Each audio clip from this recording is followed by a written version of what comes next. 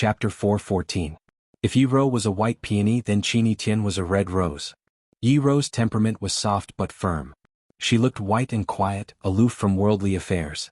However, her appearance was magnificent, luxurious and luxurious. She had the reputation of being a national beauty, the queen of flowers. There was a poem that said, "Wealth and romance are the best, and all flowers bow their heads to the fragrant dust." The peony didn't compete, but no flower could compete with it.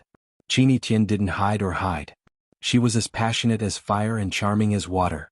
Whether it was a cliff, a mountain of knives or a sea of fire, she would rush over with her eyes closed. She brought others a beautiful illusion of love by burning herself resolutely. The branches and leaves had sharp thorns, and if one was not careful, he would be stabbed by her.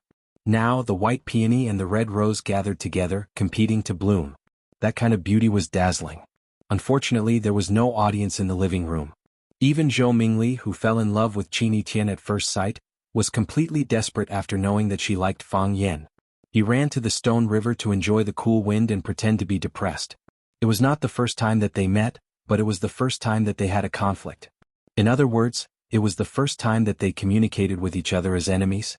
When Yi Ro said, "I won't tell you," Qini Tian couldn't help but be a little surprised. She never thought that the tough woman who treated Fang Yan as a mortal enemy at school would have such a girlish side. If those guys who liked violence and regarded her as an idol and wanted to be whipped by her every day saw this scene, their eyeballs would probably fall to the ground. However, Qini Tian didn't feel contradictory at all. She was such a person.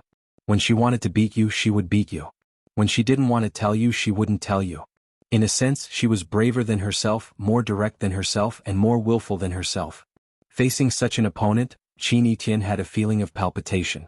Qini Tian was not afraid of any opponent, but in the field of love, she only hoped that they were unique to each other. Because if you cared too much, you would be afraid of failure. Even if the possibility was minuscule, they would still worry about it. Qini Tian looked straight into Yi Ro's eyes and said, "Don't say it if you don't want to. I already know the answer." Yi Ro knew what the answer was. Both of them were smart people, so there was no need to be too straightforward. That would only make the relationship between them more awkward. They shouldn't be enemies. Yi Ro thought Qini Tian was the prettiest girl she had ever seen. She even thought she was more beautiful than herself. Her facial features were exquisite and dazzling, like the blazing sun, like the bright moon, like the brightest star among the stars. She sparkled in the crowd. Qini Tian also felt that Yi Ro had an aura that was ethereal and pure. Clean, pure, and approachable. If it was said that his aura would make people feel oppressed and retreat 3 feet away, then Yi Ro's aura would make people feel pity and respect that they couldn't bear to disturb her. They should appreciate each other and become best friends. How could they be enemies? Thinking of this, both of them couldn't help but be fascinated. The room was very quiet, but the atmosphere didn't make people feel awkward. 2 extremely beautiful girls sat there without saying a word, but it didn't make people feel strange as if it should be so. Fang Yan, who had been out for a long time, finally came back with a cup of hot tea. He put the cup in front of Qini Tian and said, "Be careful, it's hot." Seeing that the tea in front of Yi Ro was cold, he picked up the cup and said, "I'll get you a cup of hot tea." Yi Ro glanced at Fang Yan and said, "If you don't want to sit here, come in when it's time to eat." Qini Tian giggled and said, "Mr. Fang, are you afraid that I will fight with Sister Yi? I can't beat her." "No. How could it be?" Fang Yan wiped the sweat on his forehead and said, "I just went to the kitchen to have a look. I'm afraid that the food they make is too greasy. I know you guys don't like to eat greasy food." "I like to eat meat," Yi Ro said. "The ambush you made last time in the back mountain was very good." "I also like to eat meat," Qini Tian said. "Did you forget? In Huaqing we went to eat at Zhang Yuan restaurant. The T-bone steak there is very good." "Haha," Fang Yan's smile was uglier than a crying face. "I like to eat meat too. So when I was very young, I followed my friends in the village to catch sparrows, rabbits, and grasshoppers. Then I cooked the ingredients myself. Tian hasn't eaten it yet. I'll take you there when I have the chance." Yi Ro looked at Qini Tian and said, "The friends Fang Yan mentioned are Yi Fengxing, Zhu Xiaodan, and Li Xiaotian. They even formed a group called Swallow Fort's Pretty Men Team. Isn't it funny?" "It's really funny. So he was this childish when he was young? There are things that are even more childish. Every year when we compete, he would hug my leg and beg for mercy when he couldn't beat me, crying and yelling for me not to hit his face. No way? Mr. Fang has such a shameless side?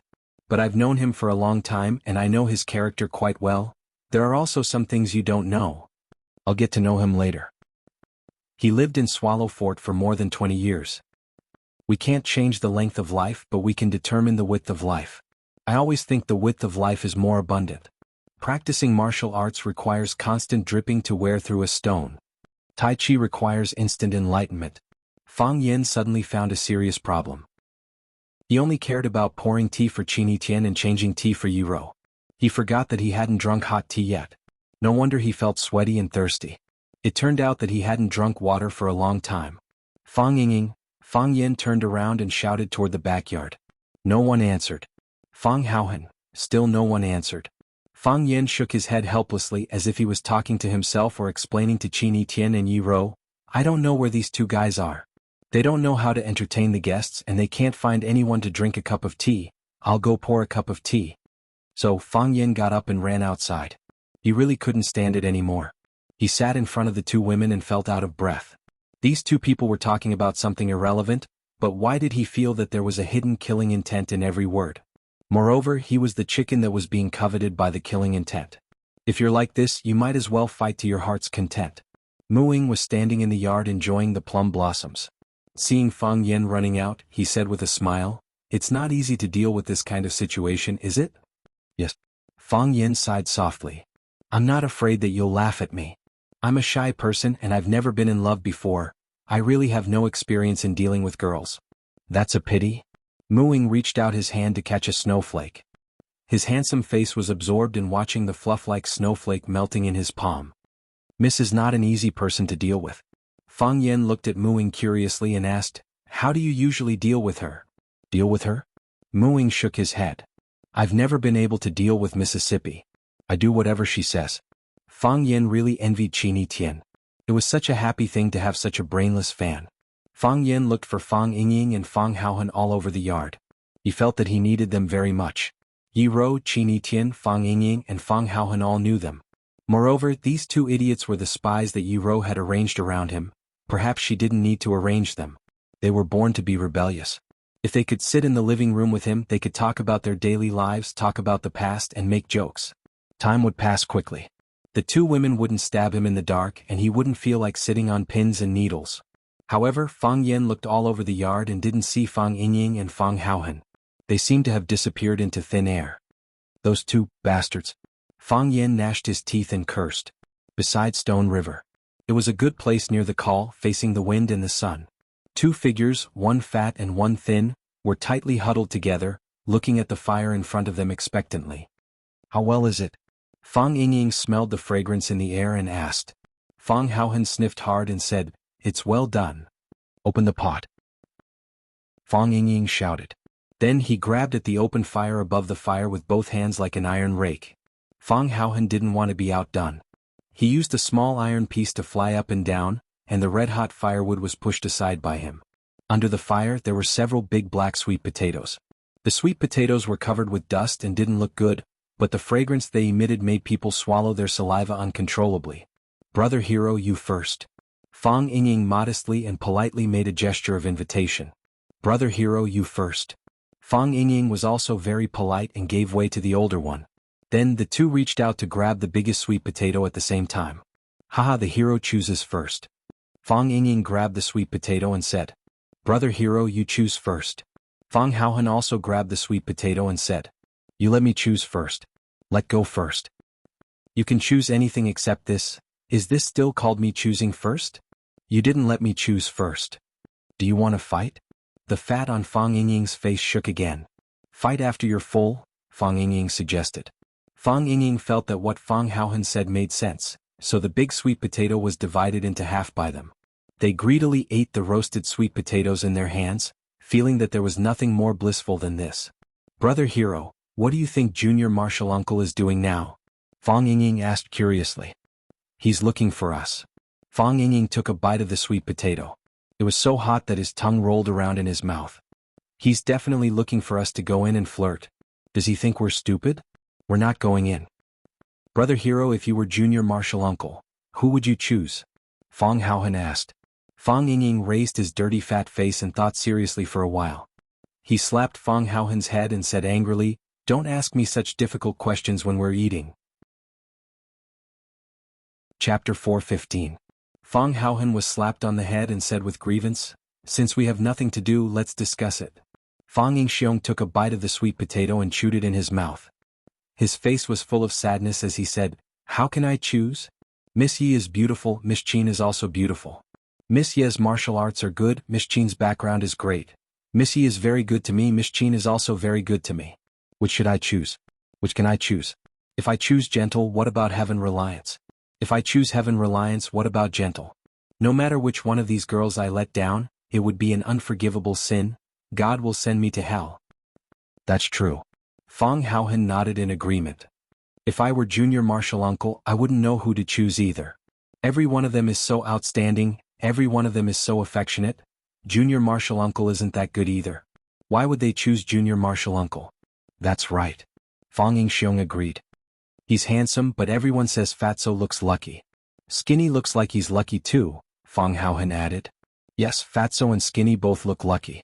Fang Yingying couldn't help but bring Fang Haohan along. At least they were on the same side on this issue. "And we look safe. Which girl follows us? TSK, we definitely won't have to worry about cheating. Even if she has a beautiful girlfriend, we won't even look at them. Junior martial uncle is funny, we aren't worse than him. Everyone laughed at the joke I told last time." "Then what's the difference?" Fang Yingying asked doubtfully. "Is it because our luck is especially bad?"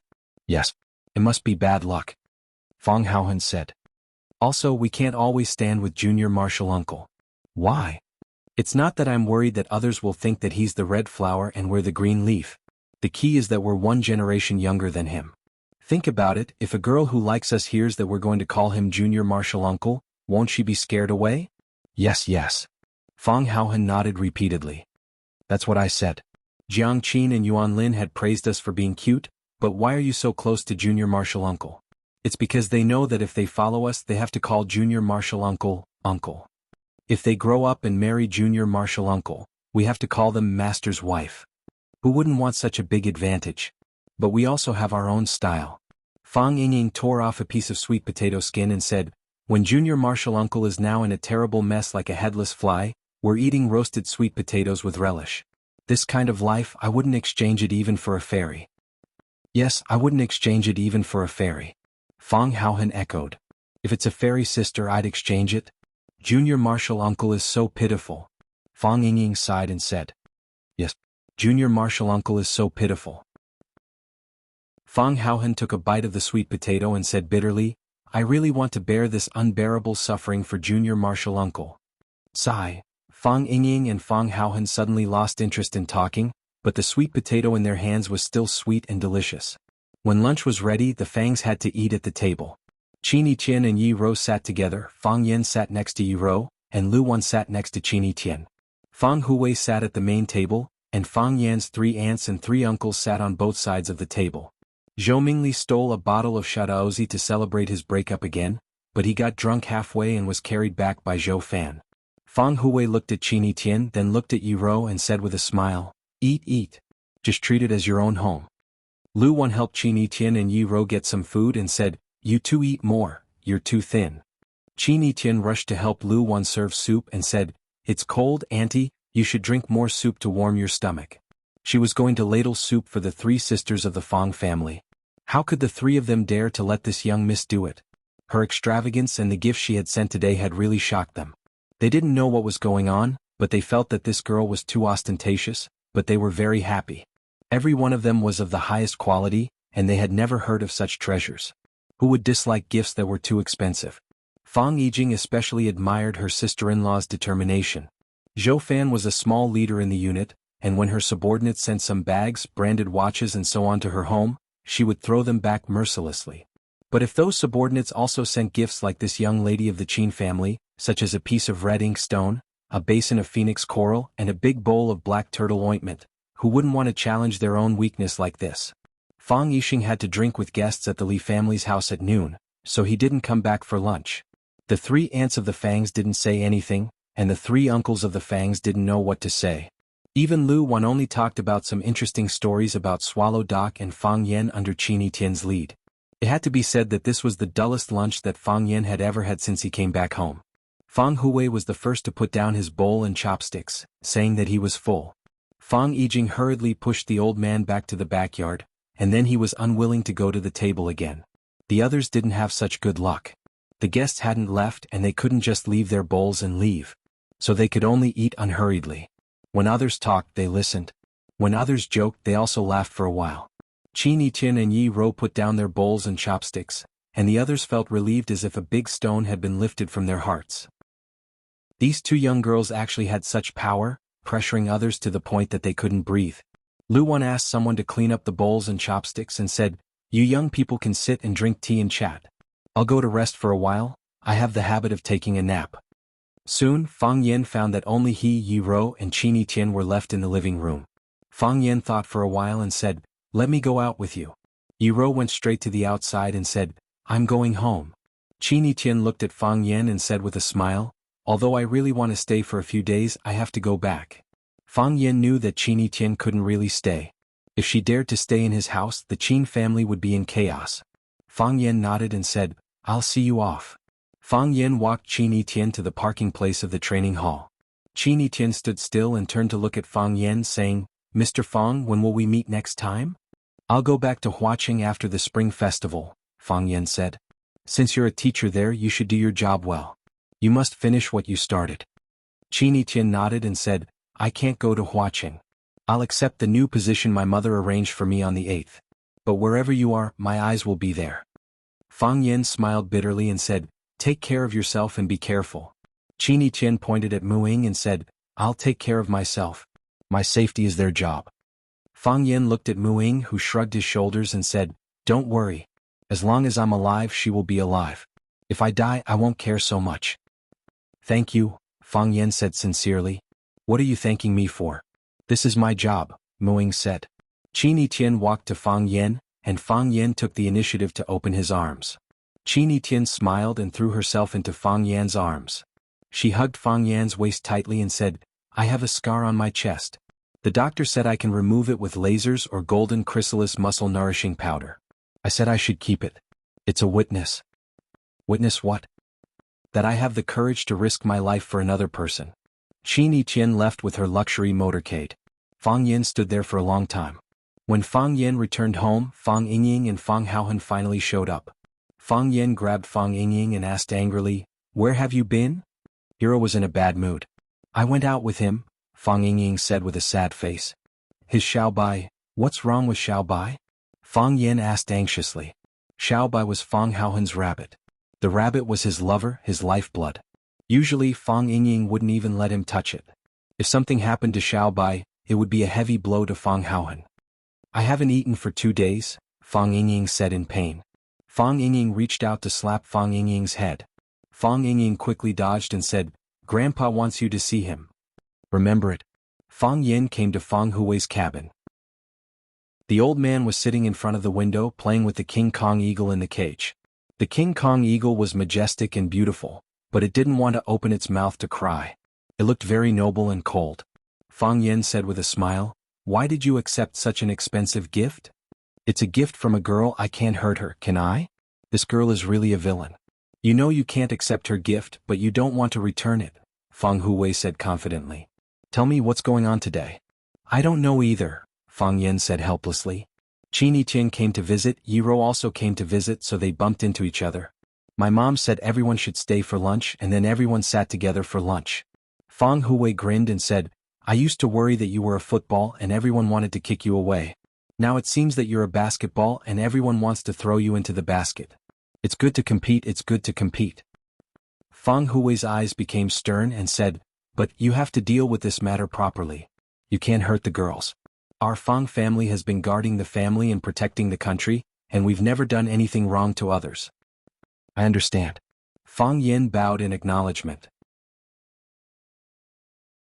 Chapter 416. Dear passengers, Flight YY60225 from Huaqing to Yanjing is about to arrive at Yanjing Airport.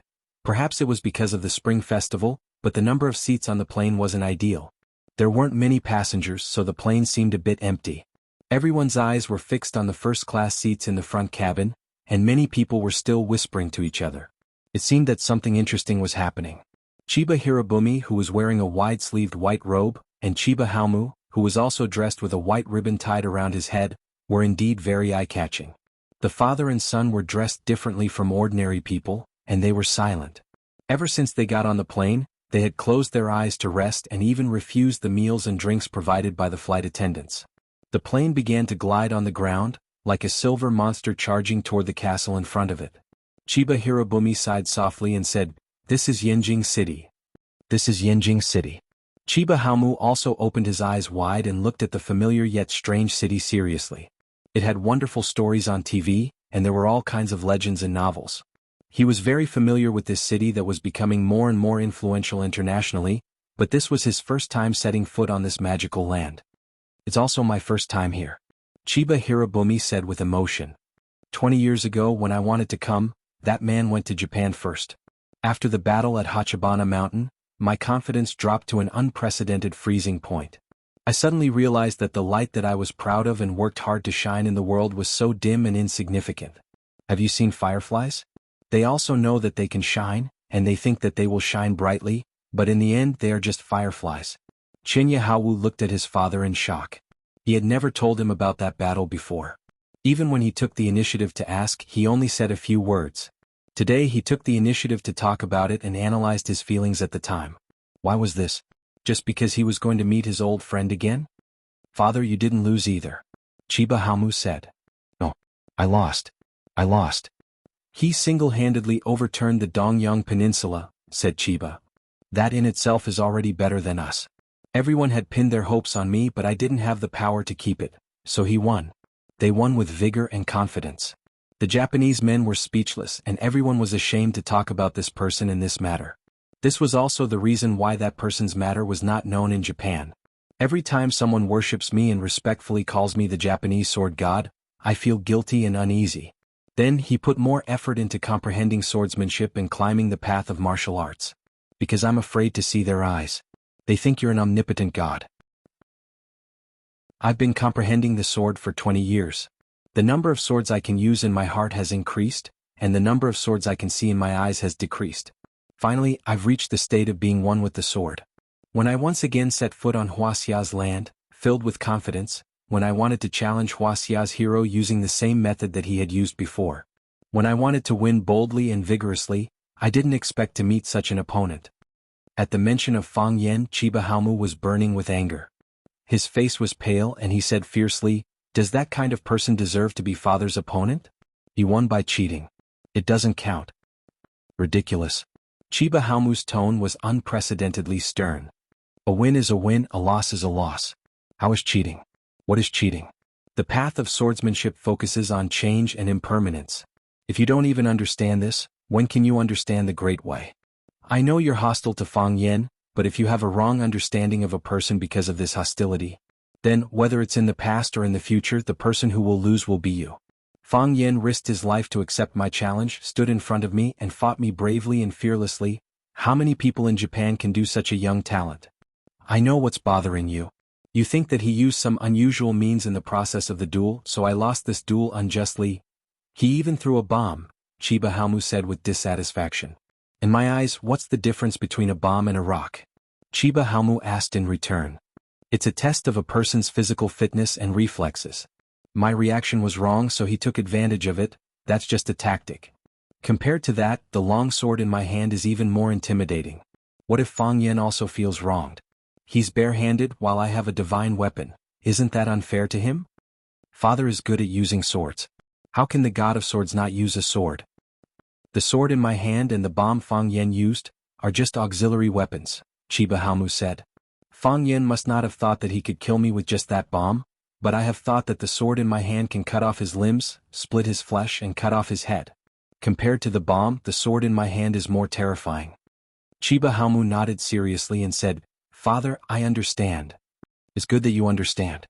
Chiba Haomu looked at his son with gentle eyes. You still have a long way to go, so you must be open-minded.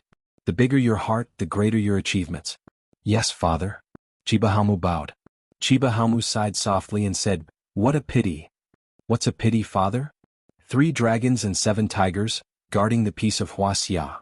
Chiba Haomu said with a face full of regret, I only know one of them and the others are not fated to fight. What a pity. 3 dragons and 7 tigers? They're just flattering themselves, aren't they? Don't underestimate your enemy, White Azure Dragon. Is there something wrong with this name? Chiba Haomu said with a smile. If that's the case, what is your father? Chiba Haomu only now knew that the person who fought against his father was one of the 3 dragons of Wuxia, Azure Dragon. If that was the case, he really couldn't belittle this person anymore. If that was the case, what was his father? Father, you can fight with them when you come to the capital this time, Chiba Haomu advised. Chiba Haomu chuckled and said, I hope it's not too late. It's definitely not too late, Chiba Haomu said firmly. He thought that no matter what, he would let his father fight with the 3 dragons and 7 tigers of Wuxia. For a swordsman who valued martial arts as much as his life, it would be a lifelong regret if he couldn't fight with the world's top masters. The plane stopped, and the father and son got off the plane first under the guidance of the stewardess.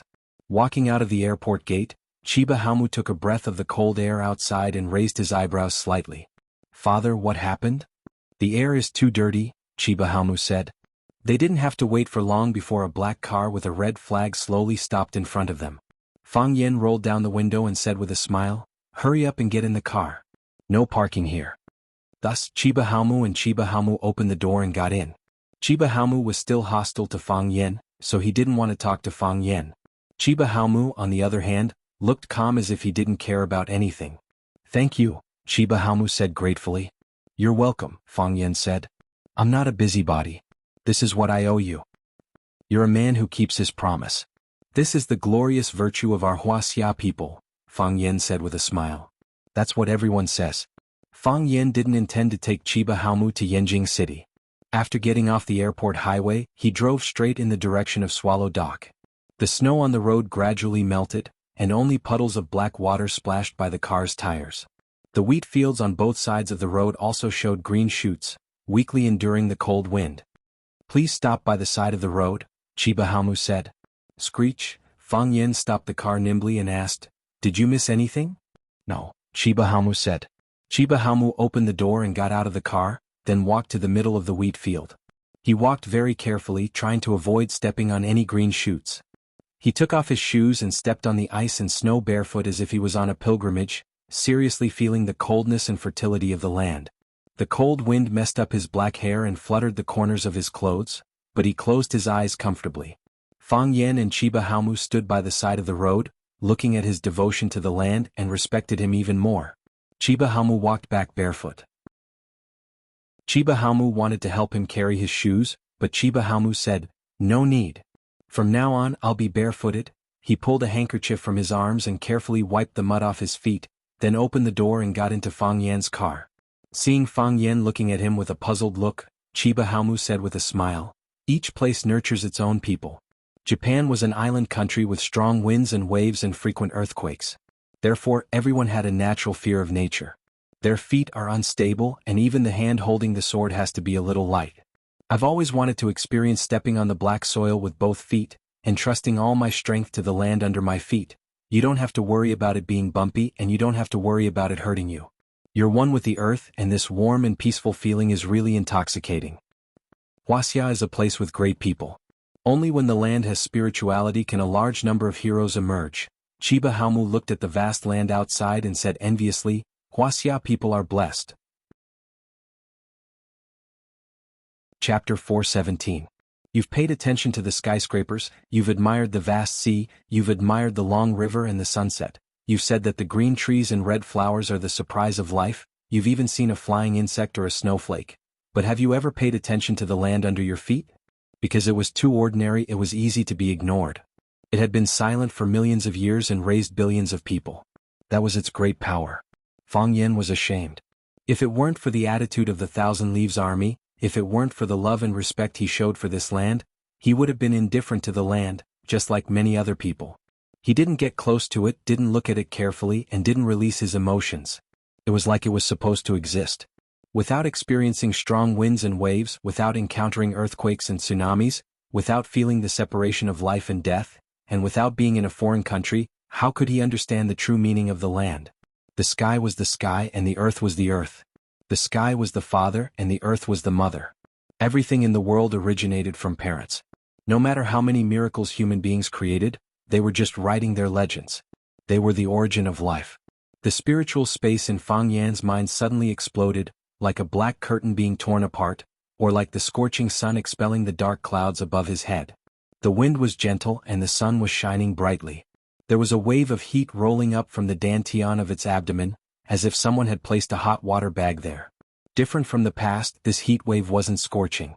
Instead, it gave people a lazy and comfortable feeling. The heart of Tai Chi rotated, and the Tai Chi field unfolded naturally. Everything in front of him changed. At the beginning, the heart of Tai Chi was three-dimensional, and the Tai Chi field was like a three-dimensional image. Birds, insects, and fish could be seen clearly, and even the slightest movement of grass could be sensed. In the fight against the Thousand Leaves army on the top of the One-Sword Mountain, Fang Yan's heart of Tai Chi made a second breakthrough when he encountered a crisis. The original three-dimensional image became clear lines. For example, a fish became a fish-shaped line, and a flower became a flower made of flower-shaped lines. It was like a beautiful canvas that had already taken shape had turned into a simple and crude first draft. It looked like a step backward. However, Fang Yan knew that this wasn't a regression but an improvement. This was because he was much more sensitive to his surroundings than before, and his timing and reaction speed were also much more appropriate and swift than before. Could it be that because of Fang Yan's new understanding of the earth and nature, the heart of Tai Chi was going to make a breakthrough for the third time? Seeing that Fang Yan was still sitting in the driver's seat, Chiba Haomu was about to urge him. Chiba looked at him and gestured for him to keep quiet. Chiba Haomu didn't dare to disobey his father. He could only stare at Fang Yan in confusion. Fang Yan's expression alternated between doubt and determination. Sometimes sad, sometimes happy. As time passed, the warm current in his dantian gradually subsided. It was like a hot water bag that had been used for a long time. As the heat was taken away by the body, the hot water bag itself gradually cooled down. When the heart of Supreme Ultimate stopped, the Supreme Ultimate realm disappeared. Only then did Fang Yan wake up, his face full of regret.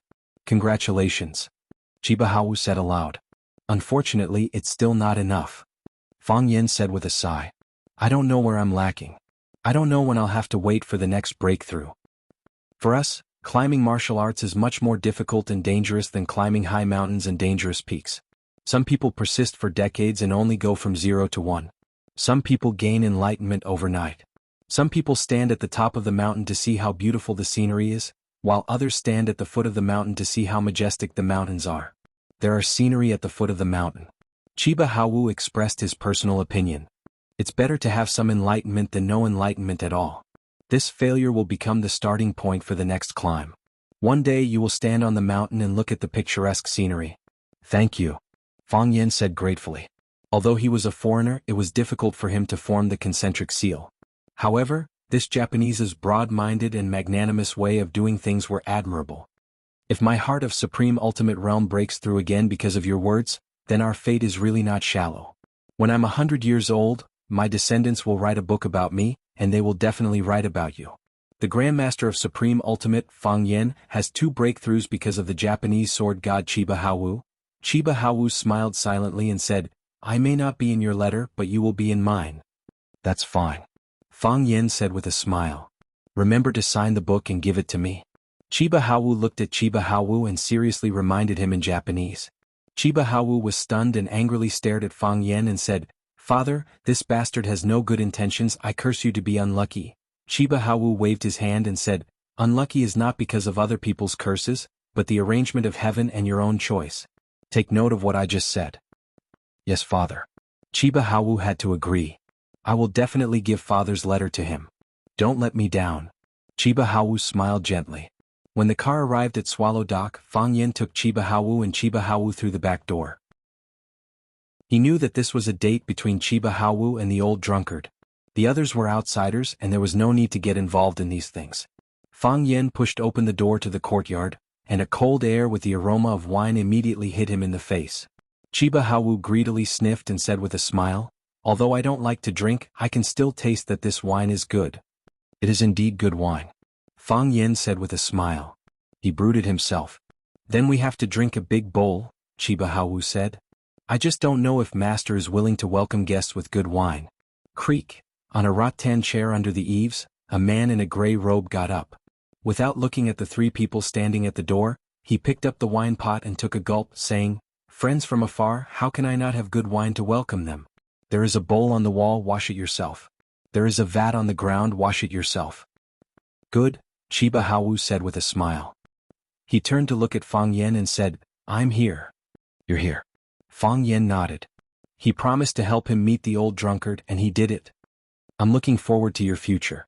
Chiba Haowu said, I know you will become a very great person. Although you are already very great right now. Thank you.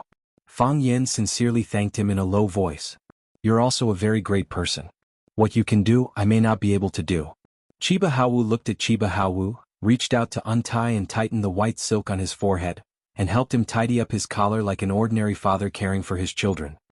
He smiled brightly and said in a gentle voice, You can forget me but remember every word I say.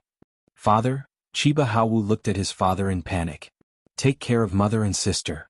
Chiba Haowu walked into the courtyard and closed the door. Fang Yen and Chiba Haowu also wanted to go in, but they were blocked by the wooden door. Chiba Haowu's eyes were red. Fang Yen glanced at him and said, Your father? He is a very great person. Chiba Haowu stared at Fang Yen with a vicious look. He didn't understand what Fang Yen was saying. Chiba Haowu didn't use a bowl but picked up a large vat. The mouth of the vat was facing down and he opened his mouth to drink. After 2 or 3 mouthfuls he coughed violently. He spat out the wine. He put the vat down and said while gasping for breath, Good wine. A very good wine. Drinking such strong wine, drinking strong wine like this. A man should be like this. Chiba Haowu carried the vat to the eaves of the corridor, sat down on the ground and reclined in the corner. He said, There is a kind of wine in the East called chrysanthemum wine. Although the name is elegant, it has a strong smell of wine. Drink it like fire, drink it and you will get drunk. There are many types of Wuxia wine, too many to count. The one that left a deep impression on me was 3 bowls. I only drank 3 bowls and I passed out. I was drunk for 3 days and 3 nights. When I woke up, I found myself sleeping on Rachel's bed. She was kneeling on the bed and she had already cooked porridge for me.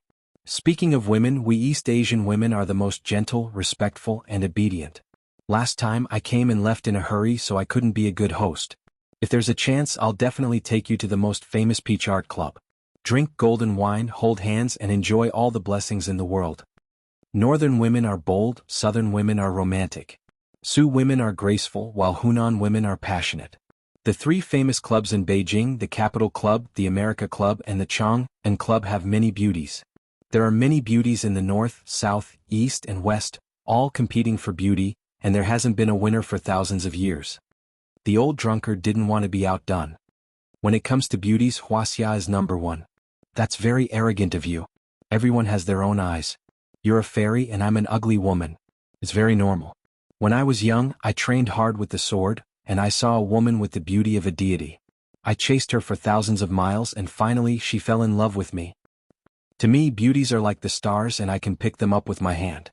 In order to challenge the Aikido master Ono Shinji, I fought his 13 disciples alone and defeated him by my sword the next morning.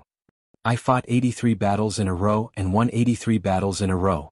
I single-handedly swept across the East Asian continent, defeated the 12 warriors of the West and the King of Savages, and challenged the Green Dragon with undefeated might. Now I'm the Green Dragon.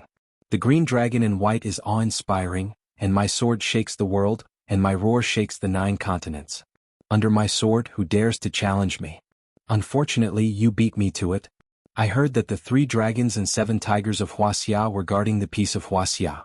20 years ago, I was prepared to go east and defeat them one by one, to show the might of East Asia. In the end, I killed my way there, and you were so scared that you didn't dare to go east for 20 years. Not a single warrior from East Asia dared to challenge me. At that time we were still young, and we felt that there were countless possibilities. At that time we were still young and youth is capital. Chapter 4:18. His classmate was young and in his prime. He was full of scholarly spirit and full of vigor. He pointed out the country and inspired words. He was once a marquis of 10,000 households. Have you ever remembered that when you were in the middle of the stream, the waves stopped the flying boat? One was Mo Qingdi, one of the 3 dragons of Wuxia's 3 dragons and 7 tigers. The other was the Japanese sword god Chiba Hirobumi, who was worshipped by the martial artists of the country. The 2 of them were not talking about cultivation secrets, nor were they discussing some supreme sword techniques. They were like 2 ordinary middle-aged men, competing to see who had drunk the strongest alcohol and bragged about who had played with the most beautiful women. They were like children competing and lecturing like perverts. If the outside world knew about this, they would be shocked. However, who could understand their sad state of mind at this time? It was more like mockery than showing off. Because what they were talking about was the peak of their lives that had been lost and could never return. They were like two injured wolf kings, snuggling up to each other to keep each other warm. Their existence itself was a kind of comfort to each other. It's been more than 20 years since we parted yesterday. The old drunkard looked leisurely, holding a wine gourd and pouring himself wine. He did not treat Chiba Hirobumi as a guest and chatted with him as if they were old friends. Although they had not seen each other for so many years, they did not feel unfamiliar.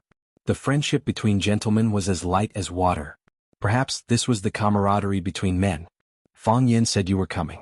I was looking forward to your coming, but I was afraid of it.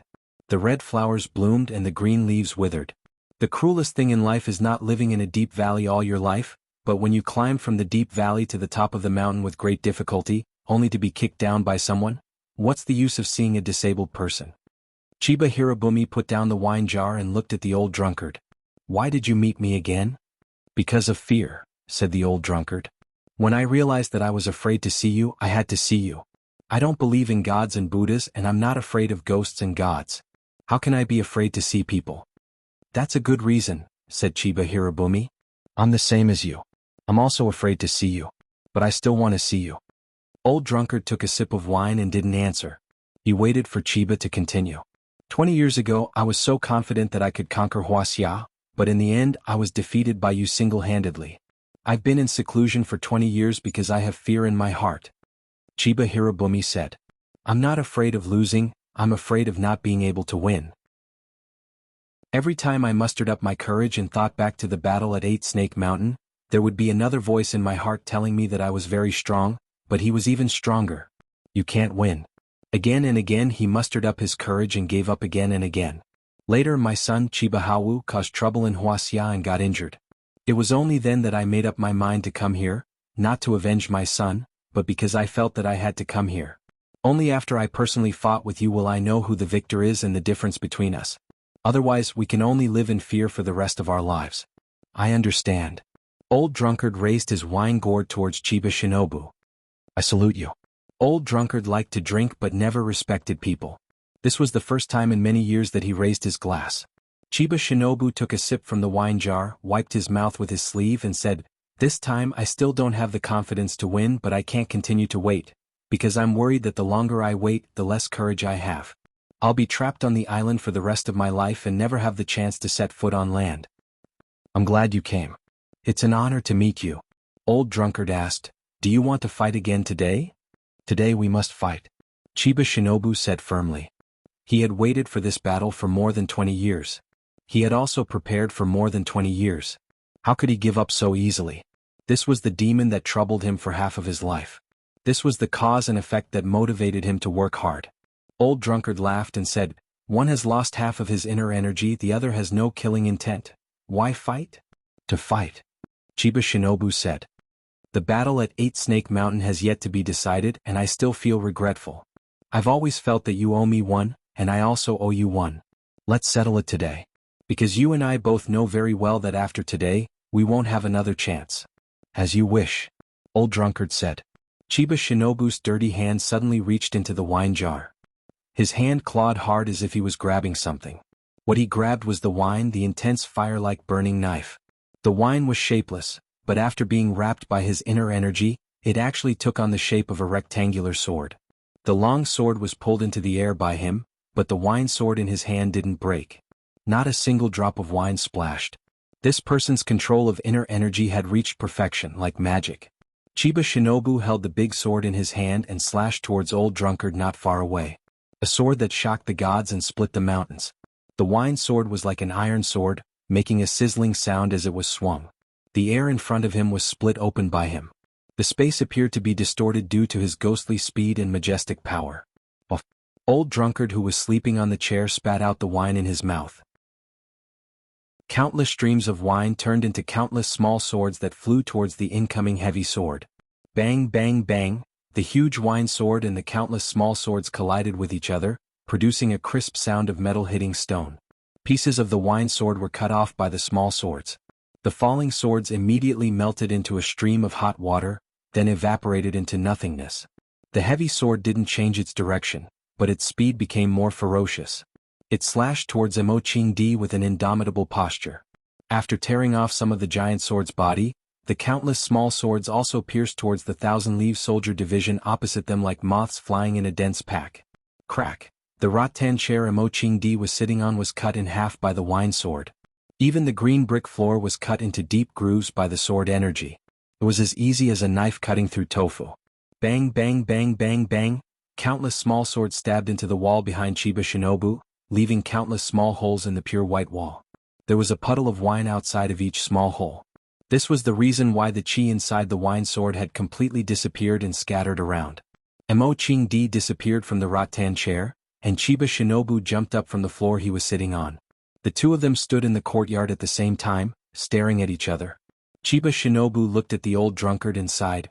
If it was 20 years ago, this sword would have been able to crush my heavy sword into pieces. It will be hard to see such a spectacle again, what a pity. You only have sword energy and no killing intent, why is that? Mo Qingdi asked in return. A sword without killing intent. Its power is only 90%. Because I don't want to kill you, Chiba Shinobu said. That's a troublesome matter. The old drunkard said. Yeah, it really is a troublesome matter. Chiba Shinobu said. Your inner energy is less than 50% of what it was back then, and your left hand could have stabbed one more time. It was very hard for me to dodge. I couldn't dodge that sword back then. Meeting is not as good as reminiscing, the old drunkard said sadly. If they couldn't fight to their heart's content, if they couldn't do their best to kill each other, then what was the point of fighting like this? What was the difference between this and children playing house? They had seen too many extraordinary things, so what they were afraid of now was this kind of dull and lifeless battle. That's right. Meeting is not as good as reminiscing, Chiba Shinobu said. You want to die? You don't want to live either. We really think the same way, Chiba Shinobu said. The two of them laughed at each other. During the fight just now, Chiba Shinobu almost killed the old drunkard, but he stopped. The old drunkard also almost killed Chiba Shinobu, but he held back. They were both despairing people, so despairing that they didn't mind dying under the sword of their most respected opponent. We should drink another vat, the old drunkard said. Chiba Shinobu refused, saying, I'll get drunk if I drink any more. Let's get down to business. Once this is over, we can drink as much as we want. Then let's get down to business first, the old drunkard said. Whoever wins will have to drink to the winner. Then I'll have to trouble you, Chiba Shinobu sincerely said. Chiba Shinobu broke off a branch from the pear tree above his head, broke off the fork on the branch, then used this crooked branch as a sword. Mo Qingdi flicked his foot and caught a mop in his hand.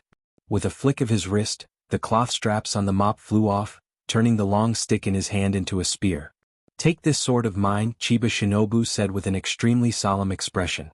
This is the sword that I've been thinking about day and night, the sword that gave me the deepest understanding in the last 20 years. I've always wanted to bring it to see you. This sword, I've named it Unintentional. Be careful. Got it? The old drunkard nodded seriously. Chiba Shinobu moved. Chiba Shinobu clearly moved, but his body was still standing in the same place. That was just his afterimage, and the ball of mystery that looked like an afterimage was the real body of Chiba Shinobu. Because his speed was too fast, it created an illusion to the eyes, creating the illusion that Shinya Shinobi was not moving at all. He thrusted his sword straight out. Thrust his sword that was made from a tree branch. It was a straight sword, a plain sword. It was like a very ordinary man holding a tree branch and stabbing it at his enemy's chest. It was not fancy, not stunning, no sound of wind and thunder and no energy. It was just a tree branch. It was an ordinary sword thrust by an ordinary person. It looked really disappointing. However, the old drunkard couldn't help but lift his sleepy eyelids. His confused eyes were filled with light. His expression was unprecedentedly serious. It was like seeing a pile of gold or a piece of rare treasure. 10,000 swords as one. 10,000 sword techniques could be condensed into this sword, and 10,000 changes could be performed into this sword. Endless life. No change was the biggest change because it could change in countless ways at any time. If there were no tracks, then there were no traces to be found. No sword will, no defense. After 20 years of sword comprehension, he finally thrust this sword. Chiba Shinobu deserved to be called the sword god of Japan. Chapter 419. If one's eyes were sharp enough, if one's eyes were the eyes of Mo Qingdi, then one would know how marvelous the sword was. At least in Mo Qingdi's eyes, this sword was not static and ordinary. It was not a branch but a real sword. A peerless sword. It was trembling slightly out of fear and excitement. Perhaps it was because of his birth. It was the sword that was trembling, not Chiba's hand that was trembling. He had stabbed out tens of millions of times. No matter what the situation was, his hand that held the sword never trembled. The body of the sword had a life of its own. It had an independent consciousness. It aimed at the old drunkard's eyebrows, eyes, throat, chest, heart, or abdomen. It could even attack the lower body of the old drunkard, piercing the 29 acupoints of the old drunkard and the 72 acupoints of the old drunkard's calf. It covered all the fatal points on the old drunkard's body, as well as all the acupoints on the old drunkard's body. The name of the sword was unintentional. In other words, at the moment of the final attack, even Chiba himself did not know where he would stab. It was only a few tenths of a second or even less.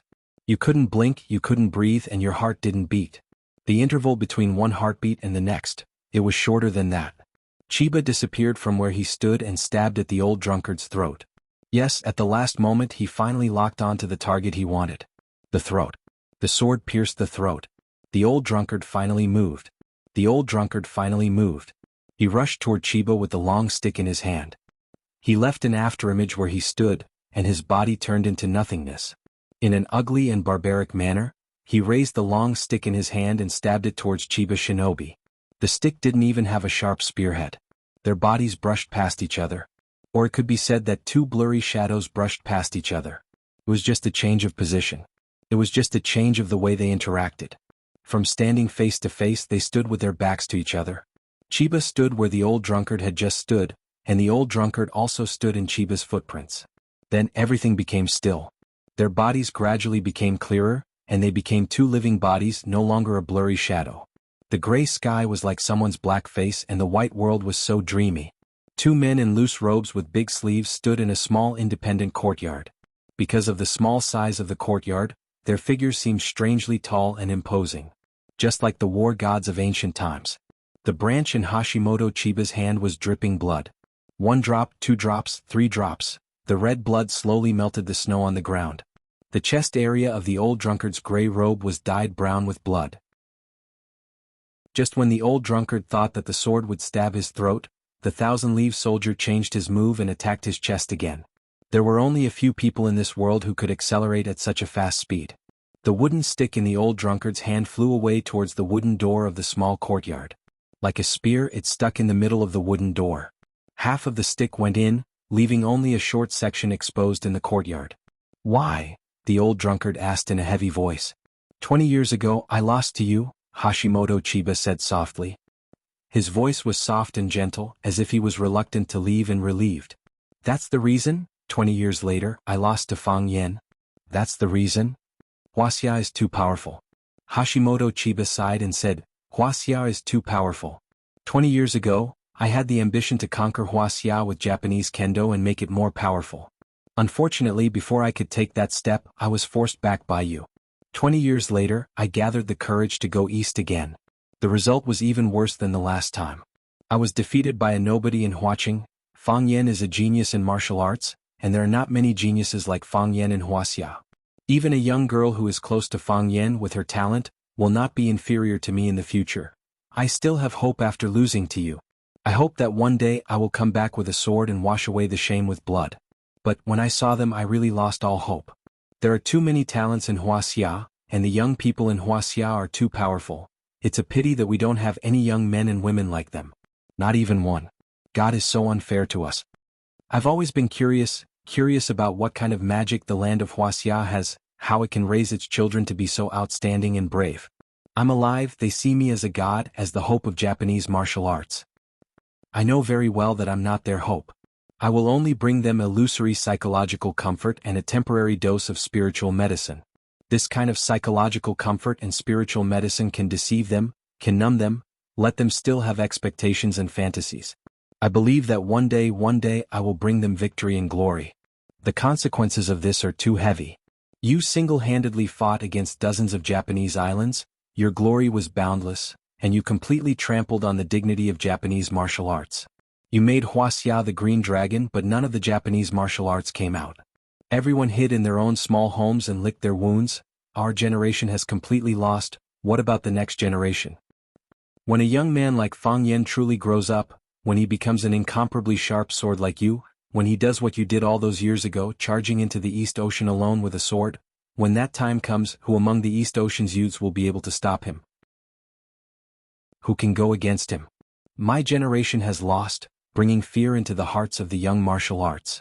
If the next generation of martial arts loses, what kind of psychological impact will it have on the next generation of martial arts? Every time we lose, the morale will drop. After losing 3 times in a row, where will the morale be? Where will the talents be? Who will protect our people? Who will guard our country? Chiba of the army covered his throat and coughed lightly. Fresh blood dyed his palms red. Blood flowed out from the gaps between his fingers, drawing a delicate abstract picture.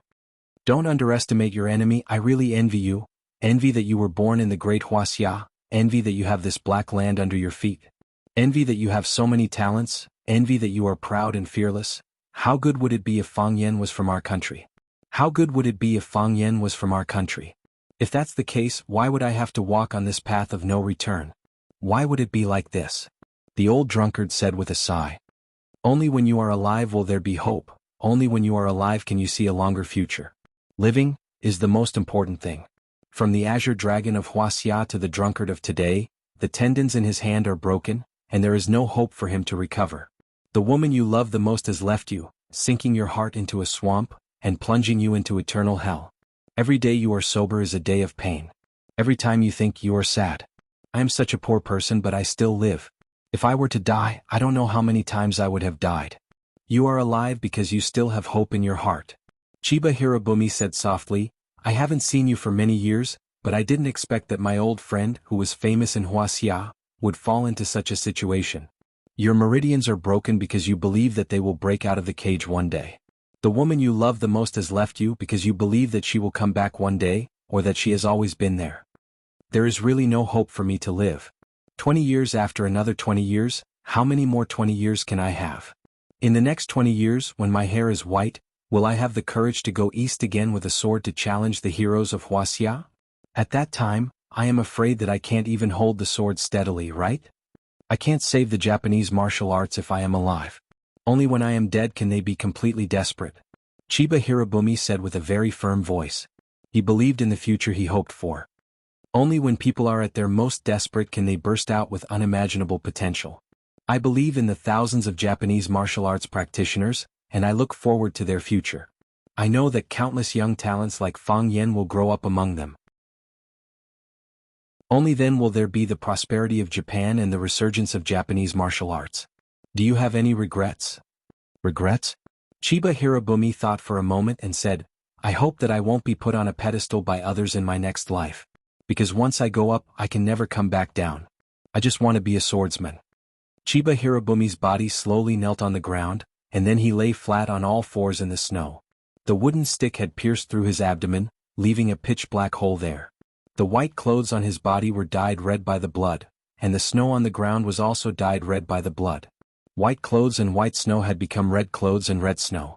Chiba opened his eyes and looked at the sky above his head, saying, We Dongyang do not have such a land, so I will bury myself here. I will turn myself into a handful of dust here. Bless my people to have more strong men. Bless the martial arts of Dongyang to prosper. Please forgive my selfishness, Chiba Hirobumi said with a chuckle. Because only dying in your hands is a true liberation for me. I forgive you, the old drunkard said gently. The strong are lonely and Fang Yan also needs an opponent to sharpen himself. We've agreed that the winner will drink to the winner, Chiba Hirobumi said with a smile. The smile came from the bottom of his heart, warm and peaceful. The old drunkard walked to the corner, picked up a large jar and gulped it down. His head and face were covered in alcohol, and his stomach was filled with it. He poured the remaining half of the jar next to Chiba Hirobumi's head. Chiba Hirobumi smelled the rich fragrance of the wine and closed his eyes with a gratified expression. The Japanese sword god Chiba Hirobumi had fallen. Chapter 420. Little White was Fang Haohen's rabbit. It liked to eat vegetable leaves and corn chips. It also had a very bad habit of drinking alcohol. It liked to drink the shadaozi in the old drunkard's yard. Every time it was Fang Haohen's turn to bring food and soup to his master or help his master clean up the yard, he would bring Little White over to have a sumptuous meal. At that time, it would drink the shadaozi in the yard as it pleased. Every time, it would lie on the ground drunk and be carried back by Fang Haohen like a little drunkard. Today, as usual, Fang Haohen carried Little White over to help his master clean up the house. He also gave the alcoholic Little White a small plate of shadaozi to celebrate its growth of 1 year. Suddenly, he saw Chiba Haowu standing at the entrance of his master's yard. Fang Haohen's face was full of vigilance. He immediately rushed to the entrance of the yard, stared at Chiba Haowu and shouted, "Chiba Haowu, what are you doing here?" Seeing that Fang Haohen was full of hostility towards him, Chiba Haowu immediately put on a posture that made it seem like he would counterattack at any time. All right. Fang Yen waved his hand and said, "Why are you pretending to be a loyal and filial son? I'm standing here. If they want to do something bad, how can I let them in?" Fang Haohen chuckled. Both sides of his cheeks were deeply sunken. Even if the skin on his entire face was cut off, it would still be less than 2 ounces. Fang Haohen walked in front of Fang Yen and whispered, "Junior Marshal Uncle, these 2 Japanese, slap." Fang Yen slapped him on the head and said angrily, "He doesn't understand Wuxia language. You don't have to speak so sneakily." "Well, then I'm relieved." Fang Haohen breathed a sigh of relief and said, "Why did they come to our swallow dock? Aren't they looking for trouble? I'm going to ring the alarm bell at the entrance of the village and get everyone to come and wrap them up like dumplings. They've all come to our doorstep and into our yard. Aren't they bullying us?" "Shut up," Fang Yen said. "Do you know what it means by heroes cherishing heroes?" "I know." In Fang Yingying's eyes, the most awesome person is Fang Yingying. This is what they mean by heroes cherishing heroes. Huh. Fang Yen slapped Fang Haohen's head again. It was impossible to explain things to these 2 little bastards. Fang Haohen dodged with the rabbit in his arms and said in a wrong tone, "I didn't say anything wrong. It's not like you don't know the condition of Master's body. They came here to show off. Aren't they just making things difficult for Master? What does Master care about the most?" What he was most concerned about was that his meridians were severed, and there was no way for him to return to his peak state. If that old man who was always pretending to be mysterious, challenged Master with Master's temperament, he would definitely not refuse. What was this? When a tiger falls to the plains, it will be bullied by dogs. If he's so capable, let him fight you. Fang Yen knew that Fang Haohen was worried about the safety of the old drunkard, and the possibility of what he said was very high. Moreover, didn't the Chiba army come all the way here to finish the unfinished battle in the past? If the Chiba army challenged the old drunkard would definitely not refuse. Just like when Fang Yen was challenged by the Chiba army, although he was scared to death, even if he really had to die, he would not refuse. Some things had nothing to do with life and death but with dignity. In the past, the old drunkard used to drown his sorrows with alcohol. If he was forced by external forces, the old drunkard would probably die to drown his sorrows. Such a proud man, such a glorious hero, had fallen into such a situation. Perhaps living was more of a torture than dying, right? However, even knowing this answer, Fang Yen still did not stop the 2 of them from meeting. Because, except for the old drunkard himself, no one was qualified to make such a decision for him. For such a man, what they needed the most was understanding and respect, not protection and pity.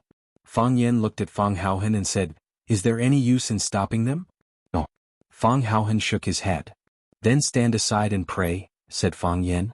Fang Haohen stared at Chiba Haohen unkindly and said, "Since we have nothing to do, why don't I beat him up? Who asked his father to challenge my master?"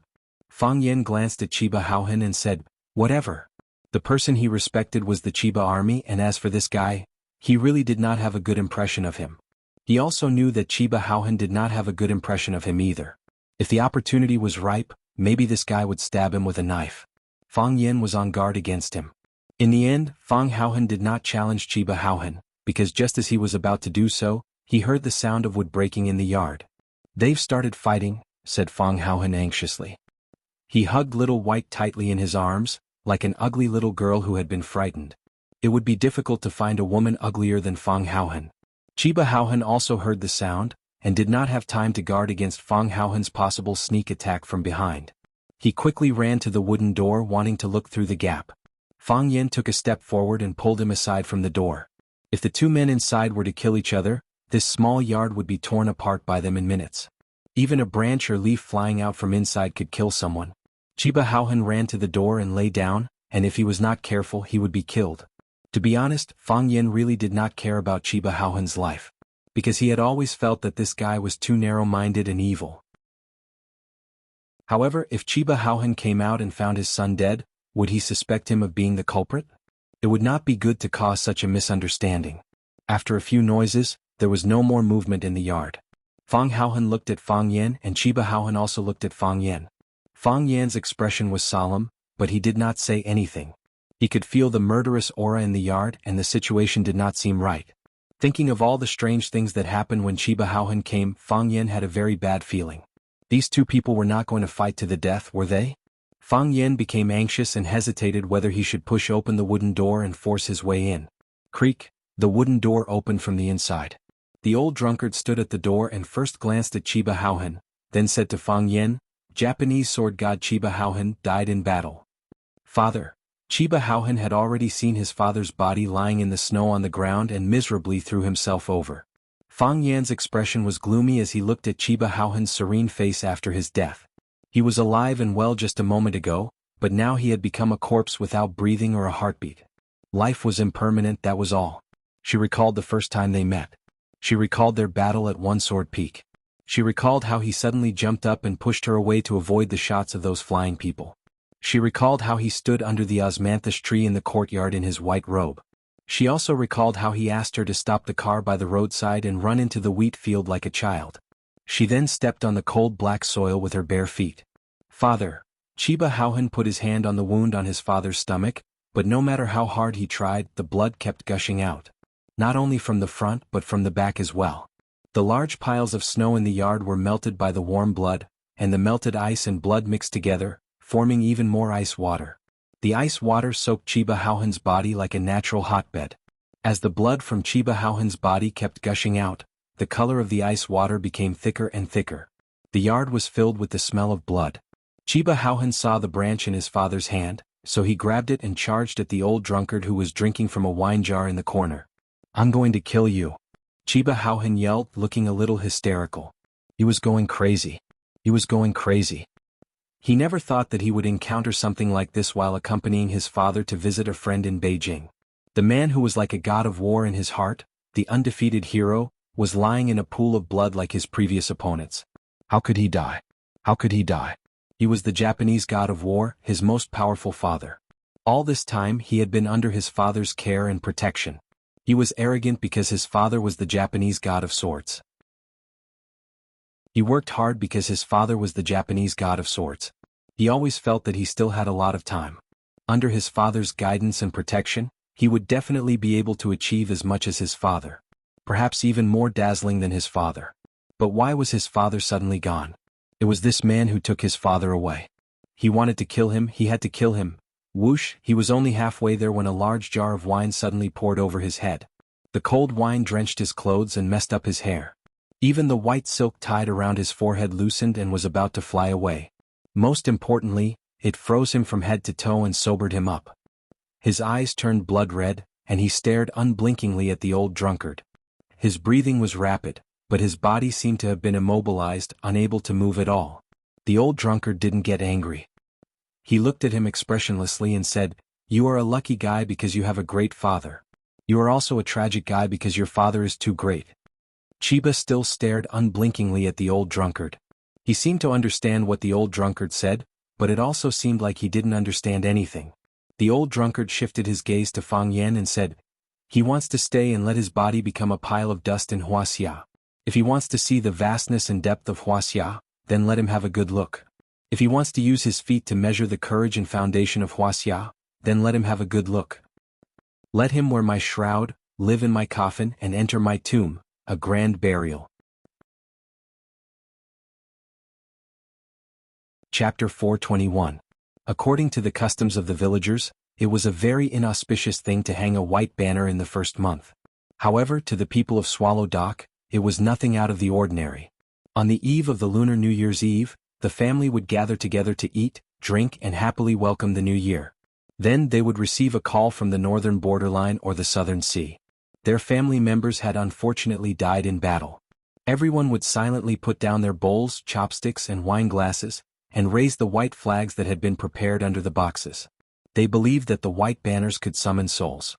They couldn't retrieve the corpses of their loved ones, and most of the time they couldn't even retrieve their ashes. However, they hoped that they could summon the souls of their loved ones back to their roots so that they could meet in their dreams. Sacrifice was the norm. However, this was the first time Swallow Dock had raised the white banner for a foreigner, and it was for an East Asian at that. Chinya Bin died in battle. According to his last words, he hoped that he would stay in Wuxia and let his body turn into a pile of dust. The old drunkard gave Fang Yen full authority to handle this matter. He also gave his shroud, coffin, and tomb to the Thousand Leaves military department. Yes, making burial clothes, making coffins, and reserving graves for the living was also an ancient tradition of Swallow Dock. Moreover, only the most respected person in the family would receive such preferential treatment and glory. These people could enter the ancestral mountain after they died, and their spirit tablets could be placed in the family's ancestral hall. Now, the old drunkard had given this honor to the Thousand Leaves military department. Of course, the memorial tablet of the Thousand Leaves military department could not be placed in the Fang family's ancestral hall. Everyone was worried that the Chinya division of the army would fight with the ancestors of the Fang clan after they entered. After all, everyone's habits and way of thinking were still very different. Fang Yen conducted the funeral for Chinya and hung white banners on the tallest camphor tree in the courtyard of the Fang family. Bai Huwei personally wrote an elegiac couplet for Hero Bai to hang on the door, a foreign guest from the Chiba army, a hero of heaven and earth, the Japanese sword god. Fang Yixing led Fang Hao, Zhao Qingxin and the rest to slaughter pigs and sheep, preparing for the feast. The old drunkard said he would give him a proper burial, so naturally the Fang family would give him a proper burial. Banquets were an essential part of a grand funeral. Whenever there was a wedding or a funeral, the villagers had to be invited to have a good meal. The more extravagant and lively the banquet, the more it could be called a funeral. This was no different from the outside world.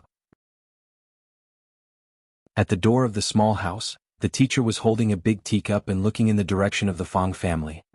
He asked, "What's the matter with the Fang family?" The Japanese sword god Chiba came to Swallow Dock to challenge Mo Qinglong and died in battle. After his death, he left his last words, hoping that he could be buried in Wuxia and become a pile of dust in the earth. The Fang family is currently preparing for his funeral. Bai Xiao, who was standing behind him, replied softly. "How much power have you recovered from underestimating the enemy?" The teacher asked. "Less than 50%. How powerful is the Thousand Leaves army?" 20 years ago they were evenly matched. After 20 years of comprehending the swordsmanship of the Chiba military division had become even more refined.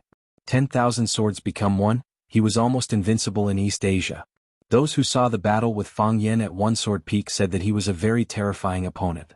If it weren't for Fang Yan's sudden breakthrough in his Taiji heart, it would have been very difficult for him to win this match. In that case, how did Mo Qingdi defeat Chinya Bing, who was at his peak condition with less than half of his strength? "He came to seek death," Bai Xiao said with a sigh. "The Fang family values kinship and righteousness. They did a good job." The teacher pondered for a long time and said, "Hang my white banner." "Mister," Bai Xiao stopped him. If the teacher hung the white banner, the death of the Thousand Leaves army would become a big deal for the entire Swallow Dock. "Hang it." The teacher waved his hand and said firmly.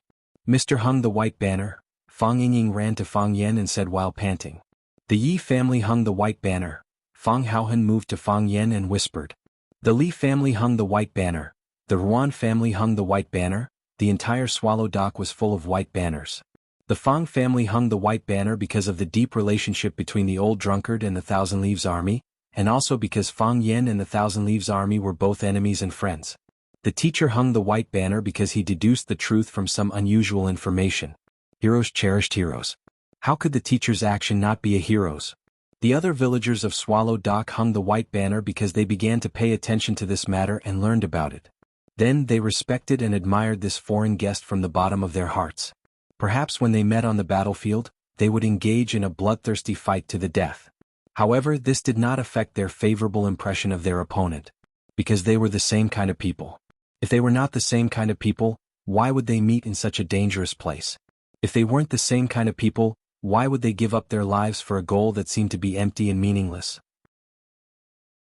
They could also live in a prosperous city like thousands of people, find a comfortable job, marry a beautiful wife and have a few lovely children, With their abilities they could live a more comfortable and safe life. But why did they meet on the battlefield?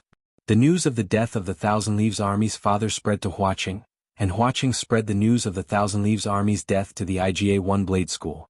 The IGA One Blade School spread the news of the Thousand Leaves Army's death to the entire East Ocean and the even more distant world of martial artists. In the dojo of the IGA One Blade School, a long-bearded man with black silk tied around his head was silent. Several rows of young martial artists sitting across from him looked at the middle-aged man with serious expressions. Everyone, the king of our IGA One Blade School, the sword god of East Ocean, Mr. Chiba Abe challenged one of the three dragons of Wuxia, the Azure Dragon. Don't underestimate him, and unfortunately he died in the battle, the black-bearded man said in a hoarse voice. His eyes were bloodshot and his hands were clenched tightly. Boom, the crowd was in an uproar. Mr. Chiba Abe, did he really die? Impossible, how could our sword god be defeated by their Azure Dragon? He is invincible, it's impossible. He killed our sword god, we will fight him to the death. I don't want to believe it either, but this is the truth that I know. This is a disgrace to our IGA One Blade School, and a disgrace to all East Ocean martial artists. The man happened to lead the young martial artists into an emotional outburst. A debt of blood must be paid with blood. Please practice hard, everyone, and in the future our blood will flow in the Azure Dragon. Wash the Azure Dragon with blood. Wash the Azure Dragon with blood. Wash the Azure Dragon with blood. Saka One Blade School. On the spacious dojo, a white-robed old man angrily stated this fact.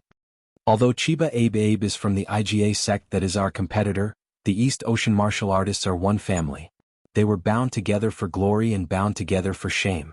The Azure Dragon of Wuxia killed our East Ocean martial artists, and if we don't avenge him, we will be in vain as human beings.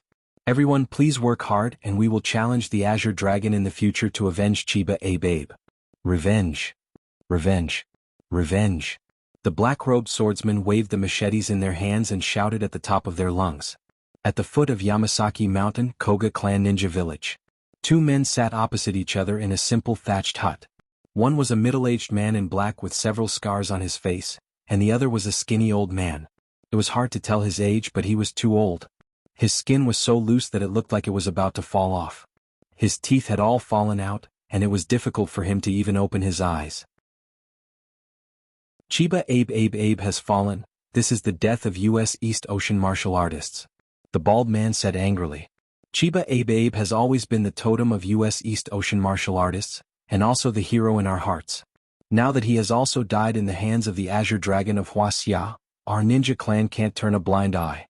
I will go to Wuxia to challenge the 3 dragons and 7 tigers. If I win, it will prove that we East Ocean martial artists are not weak. If I lose, then let me die on the battlefield. The old man opened his eyes with difficulty, and his loose eyelids almost covered most of his pupils.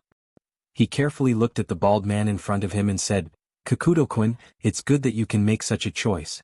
You are indeed the pride of us Koga ninjas. As a jonin, you need to stand up in times of crisis like this. Go and see their 3 dragons and 7 tigers. I look forward to your return. At that time I will personally crown you as the king of ninjas. Even if you die in battle, isn't it a kind of glory? Chiba Abe walked a path that no one has taken before, and he made a choice that we don't have the courage to make. He is a hero, the soul of our country. You too. The bald man knelt on the ground, kowtowed 3 times, and turned to leave without saying a word. Clang, the door closed and the oil lamp in the room went out with a whoosh. Do you know? Our East Ocean sword god died in battle in Wuxia. God, I really can't accept it.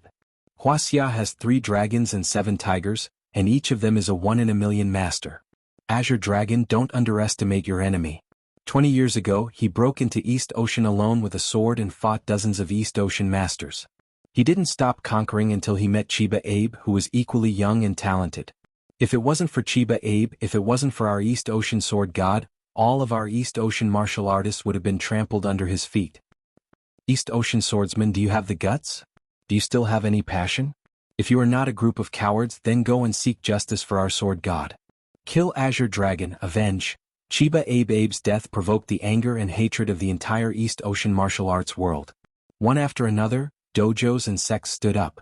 They hung Chiba Abe's portrait at the door of the dojo, and they swore to avenge the sword god. Chiba Abe became a god. After the sword god, there was no more sword god. Chapter 422. That night, several disciples of Chiba's battalion escorted his wife and daughter, Chiba Kaori, to Beijing. Chiba Kaori's wife was called Ozawa Wakako. She was a respectful, gentle, and beautiful woman. Chiba Kaori's good looks were inherited from her. She treated the Fong family very calmly. After bowing to express her gratitude, she knelt next to her husband's body and wiped his face with a silk handkerchief over and over again. Chiba Kaori bowed to Fang Yen, then knelt together with her brother, Chiba Haomu, and burned incense for their father. The beautiful and carefree girl's face was pale, and she looked unusually haggard. It was obvious that her father's death had hit her hard. It was only because of her excellent upbringing that she put away her weak and worthless tears in front of outsiders. Phantom and the other disciples became Fang Yan's right-hand men, and they did whatever Fang Yan asked them to do. There was no ill will between the two parties, as if the death of Chiba Kaori had nothing to do with the Fong family. It had nothing to do with me. Fang Yen lay on the rattan chair that the old drunkard often used. He held a big bowl in his hand and drank a mouthful of wine. He really wanted to drink today, so he naturally came to the old drunkard. If we think about it carefully, the Fong family is the one who suffered the most, right? Chiba Kaori, that sly old man, lost his will to win, and he was worried about the future of the Japanese martial artist, so he came up with such a lousy move to help himself and Japan. If the news that the Japanese sword god died in your hands spreads to Japan, you will become their public enemy, and the Fong family will become their enemy. I'm afraid that every Japanese martial artist will have a new goal when they practice swordsmanship: to learn the divine skill and kill the Azure Dragon. Tell me, what are we after? The old drunkard stood in the courtyard with a wine gourd in his hand. He kept drinking, but he didn't answer Fang Yan's questions. He used his death to awaken the Japanese martial artist's desire to work hard, and used your hands to ignite their hatred. We respect him, and I do think he's a good person. But can a good person plot against others? What? We didn't get anything. He didn't even give me $100. But we've done so many things for him and made ourselves the target of a country. Aren't we being too kind? We know it's not good for us, but we can't not do it. We have to do it. Why do I feel so upset? If I were to find him, he would do the same, old drunkard said in a dull voice. He was silent for a long time before he suddenly spoke. This made Fang Yen feel that the voice did not come from his mouth, but someone else was talking to them. Are you that confident? You don't believe me? Fang Yen thought about it seriously and said, he is indeed such a person. On the way back to pick him up, I suddenly realized something. Then he stood by my side and guarded me carefully. He was worried that I would be in danger. If he had taken action at that time, I wouldn't have stood a chance. However, I wasn't worried at all. I'm a narrow-minded guy. Since when did I trust someone so much? But his son's emotions were very unstable. There were several times when I wanted to take action, but he stopped me with his eyes. I should have been the one to die, old drunkard said. You've never said something like that before, Fang Yen advised seriously. He didn't want old drunkard to die, even if he knew it would be crueler for him to live. But wouldn't there be nothing left after death? In the past, I thought I still had hope. Just like what he said, I hoped that I could find myself again and return to my best state. I hoped that she would always be there and never leave. So I kept waiting. But now, I'm a little tired of waiting and I'm tired of drinking. So I want to die. I don't know what death is like. Maybe it's more interesting than living? I don't know either, Fang Yen said. But if you die, you won't have a chance to prove that you can return to your original glory. You also can't believe that she has always been there and never left. Also, Dragon God has a tough life. You can't just let him break your tendons, right? When there's a chance to take revenge, you still have to beat him up in front of everyone. Even if you don't care about any of this and let it go. What about me? Have you let me go as well? Old drunkard thought about his words for a long time, but found that he still didn't know how to answer Fang Yan's question. What do you mean I've let you go? When did I ever carry you? Besides, if he dies, you have to live, Fang Yen angrily said. You owe so much, you've pulled the hatred of an entire country's martial artists. If you die, won't they come after me for revenge? My skin is thin and my flesh is tender, how could I be their match? Old drunkard was speechless for a long time. Standing in the middle of the courtyard with the gourd in his hand, he even forgot to drink. Crack. Old drunkard suddenly exerted force, crushing the gourd in his hand into pieces. He lifted a large jar and gulped down a mouthful of wine. Then he swung the large jar and smashed it at the other jars. Clang! The two jars collided with each other, making a loud noise. He picked up the second vat and smashed it towards the other vat. Then the third jar smashed into even more jars. Clang clang clang clang clang. Old Drunkard smashed all the jars in the courtyard, even the new wine he brewed on New Year's Eve was smashed.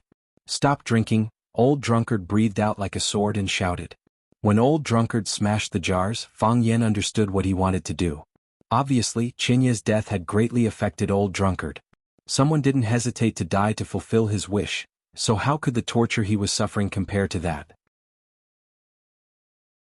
But he didn't cheer, nor would he help. He wanted to watch helplessly as the Old Drunkard personally smashed these wine jars, personally smashed the new and old wine he brewed, personally smashed his current rotten and tattered life into pieces. He's been drowning for too long, he should have been reborn a long time ago. Until all the jars in the courtyard were smashed, the tiles were broken, and the wine was spilled all over the courtyard. Even the air was filled with the strong smell of burning knives, making one feel intoxicated. Good, good, good, Fang Yen shouted good 3 times in a row.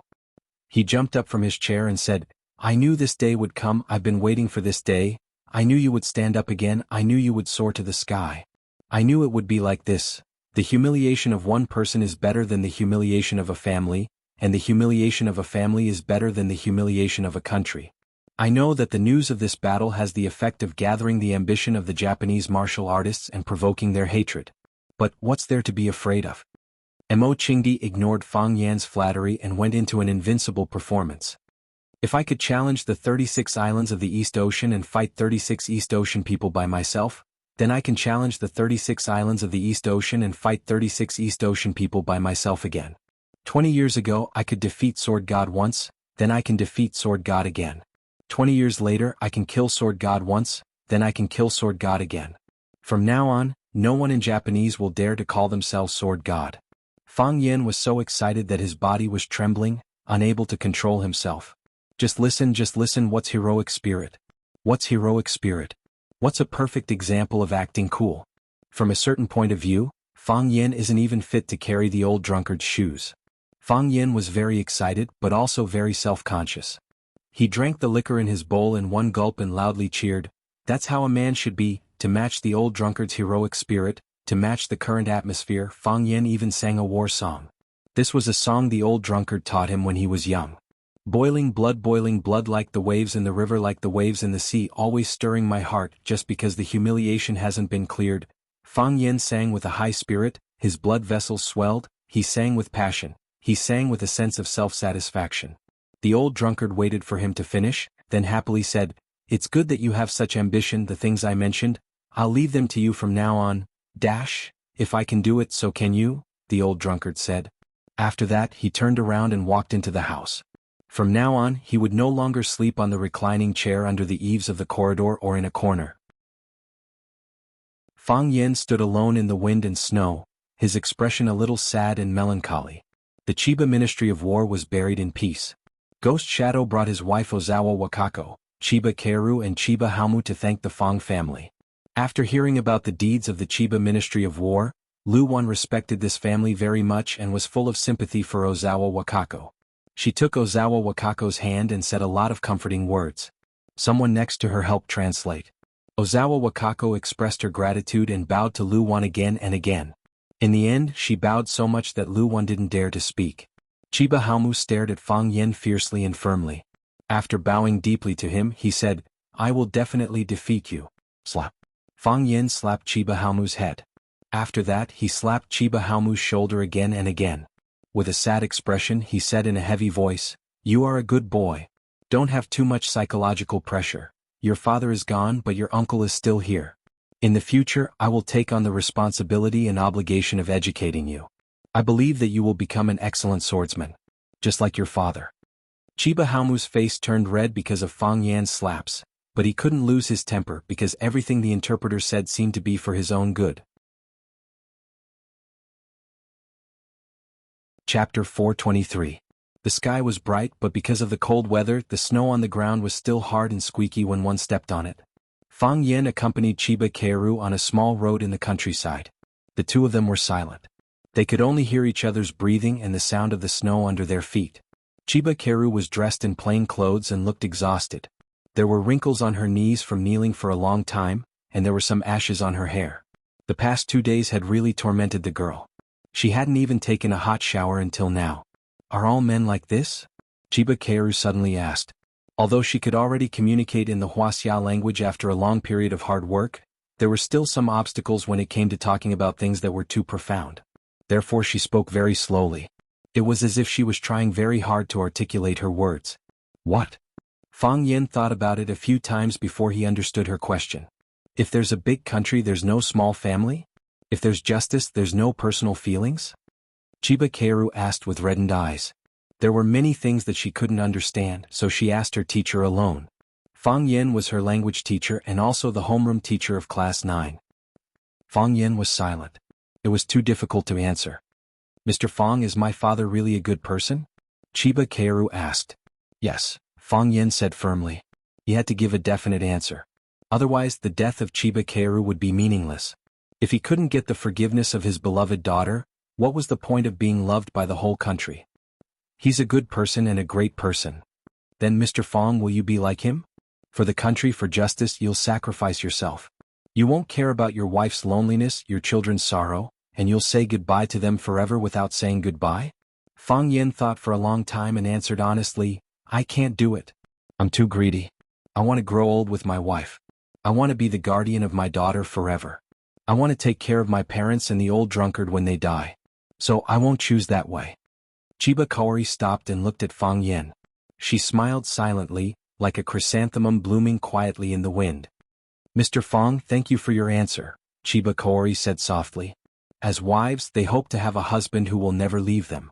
As children, they want a father who can lean on them. My father was great, but he wasn't a good husband, a good father. Fang Yen wanted to say something to comfort her, but it seemed that all words had lost their power. Don't try to comfort me because all consolation is useless. Sadness has always been a personal thing. Chiba Kaori saw through Fang Yan's hesitant expression and took the initiative to say, my father is gone and my mother is going back to China. My brother will also go back. In Japan he will receive guidance from the seniors in the dojo. My father's death will make him mature, and I believe that he will definitely become an outstanding swordsman. I will stay in Wuxia to accompany my father. Perhaps his soul has already reached Japan, to the place he fought for his entire life, to the Pheasant Mountain where he diligently practiced his swordsmanship every morning and night. But his body is still buried here. I want to stay and accompany him. He wasn't a good father, but I still love him as much as before. Will you return to Rosefinch? Fang Yen asked. Chiba Kaori shook her head and said, no. I knew it, Fang Yen sighed softly. Chiba Kaori was an outstanding student and a hard-working one. Because she had just arrived and had a language barrier, she had to understand the meaning of the words before she learned any subject. She had been at the bottom of the class for the previous few exams, but she was already above average for the final exam. Any responsible teacher would not want to lose a good student in their class. Mr. Fang, I don't hate you. I didn't leave Rosefinch because I hate you, Chiba Kaori said. I'm just afraid. I'm afraid that every time I go to class, I will think of my father when I see you. Until now, I still can't accept the fact that he has left. I can't bear that kind of suffering and I'm worried that it will make me break down. I will leave Rosefinch and I won't enter any other school. I will learn something that interests me in the future and my favorite is the tea ceremony. I think that's what my father is happy to see. He wants me to focus on what I like. And I always feel that I still have a lot of time. Fang Yen looked at Chiba Kaori with sincerity and said, I respect your choice. We won't be teacher and student in the future, but we will still be friends. If you need anything, just come to me. No, you will always be my teacher, Chiba Kaori said seriously. People in Wuxia believe that a teacher for a day is a father for life. You are my teacher for a day and you will always be my teacher. I understand everything you have done for my father. Perhaps Chiba Haowu doesn't understand it now, but he will one day. He will know how magnanimous he must be to be able to help his opponent like this. She bowed deeply to Fang Yen, then jogged toward the dojo. There, her mother, brother, and Phantom were waiting to leave Swallow Dock with her. They would stay in Huaqing for a short while, then fly to Japan from there. To them it was a sad country. Her figure was thin and her long hair was flying. Her back view was so desolate and sorrowful. She was smart, beautiful, and a girl who had lost her father. Fang Yen couldn't bear to look at her anymore, so he looked in another direction. Hey, are you dumbfounded? A girl with a rosy face shouted at him. No matter how bad the haze was, The sudden sight of two bright and beautiful faces would immediately brighten one's mood. This was a common problem for men. Two beautiful girls appeared in front of Fang Yan. One was wearing a white shirt, white pants and a pair of white sports shoes. It was Yi Wen, whom he hadn't seen for a few days. The other one was Leaf, who was wearing a red down jacket, white jeans and a pair of black leather boots. They were both young and beautiful. One was elegant and the other was cute. They were both beautiful. Seeing Fang Yan looking at them without saying anything, Yi shouted impatiently, "Hey, I'm talking to you. Didn't you hear me? I didn't expect such a beautiful girl to like such a shameless man. There are so many idiots nowadays." Yi obviously misunderstood the relationship between Fang Yan and Chiba Keiru, and regarded Chiba Keiru's action of running away as Fang Yan's heartless betrayal of girls. Yi started her studies in Swallow Dock. Because her parents worked in Yanjing for a long time, she transferred her school registration to Yanjing City. Although she lived in Yanjing City, she often went to Swallow Dock. Her growing up was almost the history of Fang Yan's cheap deeds. The competition between her cousin Yi Ro and Fang Yan every year was the biggest drama of the year that she looked forward to the most. She had watched the competition between Yi Wen and Fang Yan since she was 5 or 6 years old, and now she had grown up watching the competition between Yi Wen and Fang Yan. As a result, she had seen Fang Yan's ugly face, all kinds of shameless expressions, all kinds of funny ways of begging for mercy, and all kinds of ways of running away. This almost subverted her outlook on life and values. Until now, she was still wondering why a man could have such a shameful side.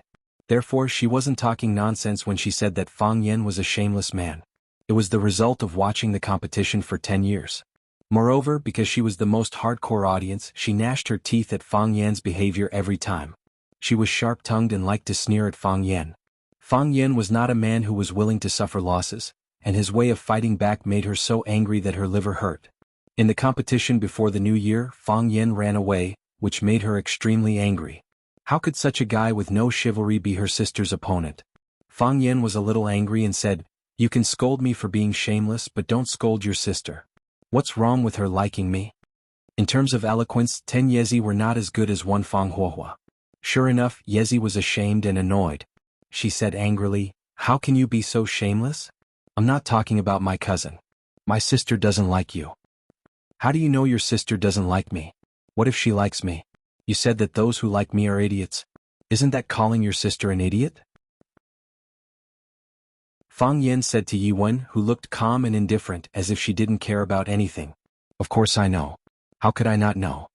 Yezi reached out and took Yi Wen's arm, saying, "My sister is such an excellent, elegant, and beautiful woman. How could she like a man with no taste, no looks, and a vicious mouth like you? Do you think my sister is blind?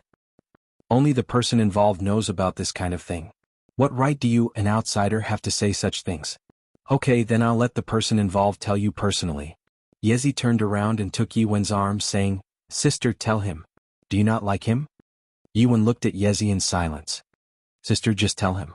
Yezi showed her divine skill of acting coquettishly again. The girls of Swallow Dock didn't know how to act coquettishly, but they knew how to roll up their sleeves and fight.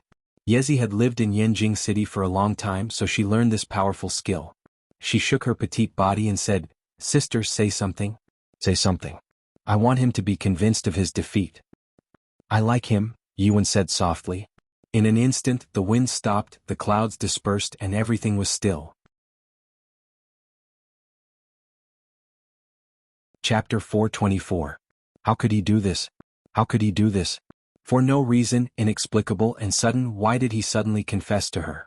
Fang Yan's face was flushed, and his heart was beating fast. His hands became redundant for no reason. It was wrong to put them in front of his chest, in his pocket, and even put them vertically on both sides of his trouser legs.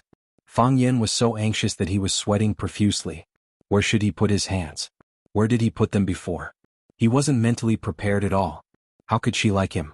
How could she like him? She was such a proud woman. She was such a lonely woman.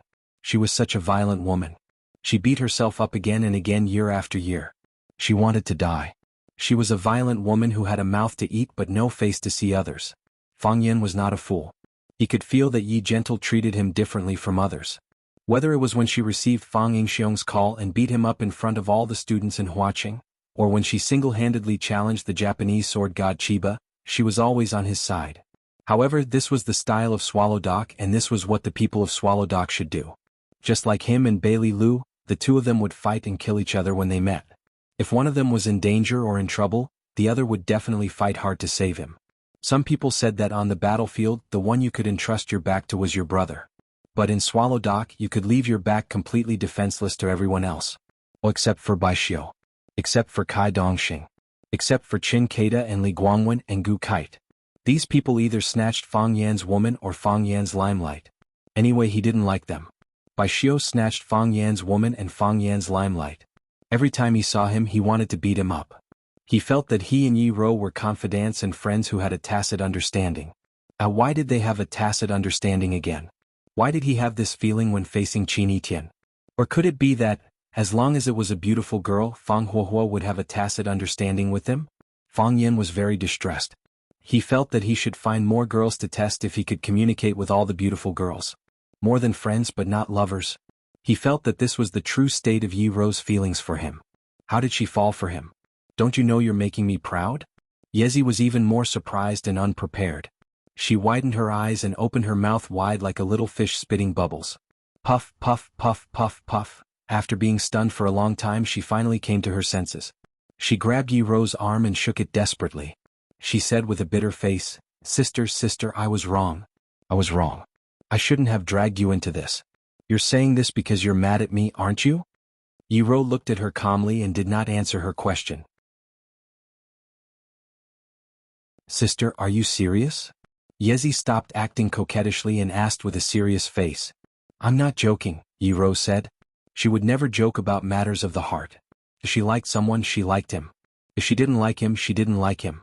Why did she have to cover up or deny it? That was not in line with her character. She didn't cover up. She was just not good at expressing it.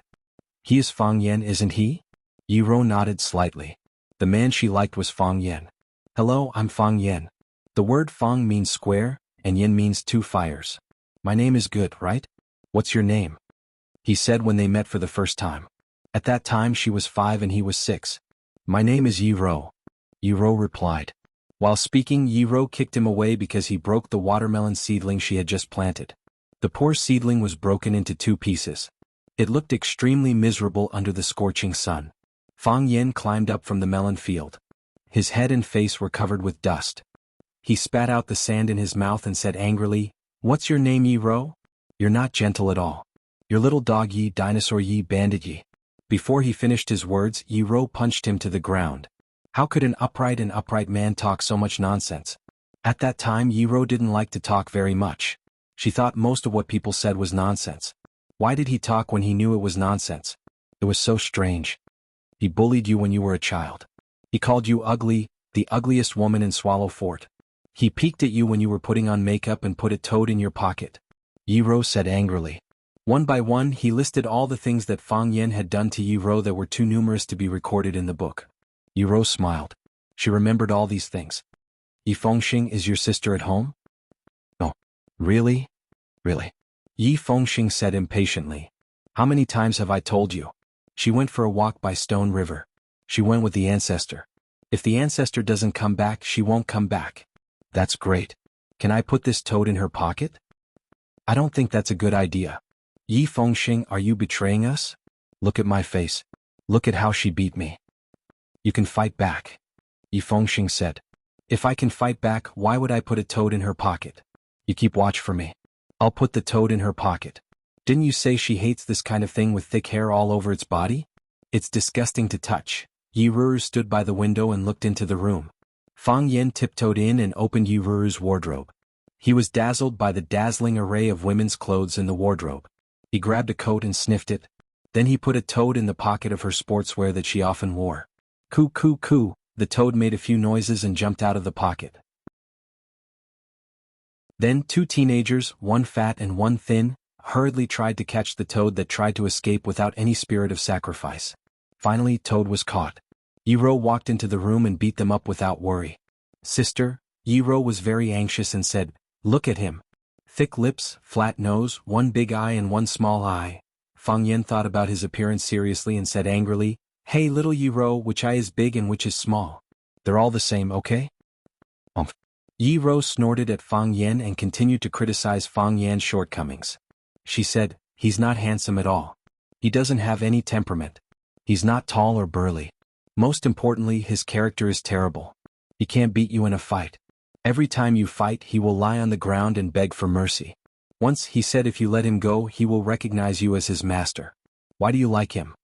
Sister, the man you like should have the appearance of Lu Dehua, the temperament of Tony Leung, and the self-restraint of Chen Daoming. He should wear a decent suit and drink red wine or whiskey elegantly. He should have a magnetic voice and a gentle and loving look in his eyes. Look at Fang Yen. What does he have? You're so excellent. What kind of man can't you find? Why do you have to like him? Yes, why do I have to like him? Fang Yen was also very interested in this question. Except that I'm a little more handsome than others, I don't have many advantages. Yi Ro brushed away a lock of hair on her forehead. Her voice was calm, gentle, and firm. But I just like it. Sister, Yi Ro stamped her feet angrily. She knew her sister's character. No one could change her mind once she made up her mind. It was useless to say more. So, she pinched Fang Yan's arm hard and then turned around and ran to swallow dock. You're so annoying. You're so annoying. Yi Ro's angry shout came from afar. Yi Ro ran away shamefully or tactfully. Then only Fang Yan and Yi Ro were left in the boundless wilderness. Fang Yan looked at Yi Ro and Yi Ro looked back at him at the same time. She didn't hide. She wasn't shy or surprised. If it weren't for the redness at the base of her ears, it was almost impossible to find any emotion on her face. It was even more difficult to understand. She just confessed to a man. But it was as simple and common as drinking a cup of tea and eating an apple.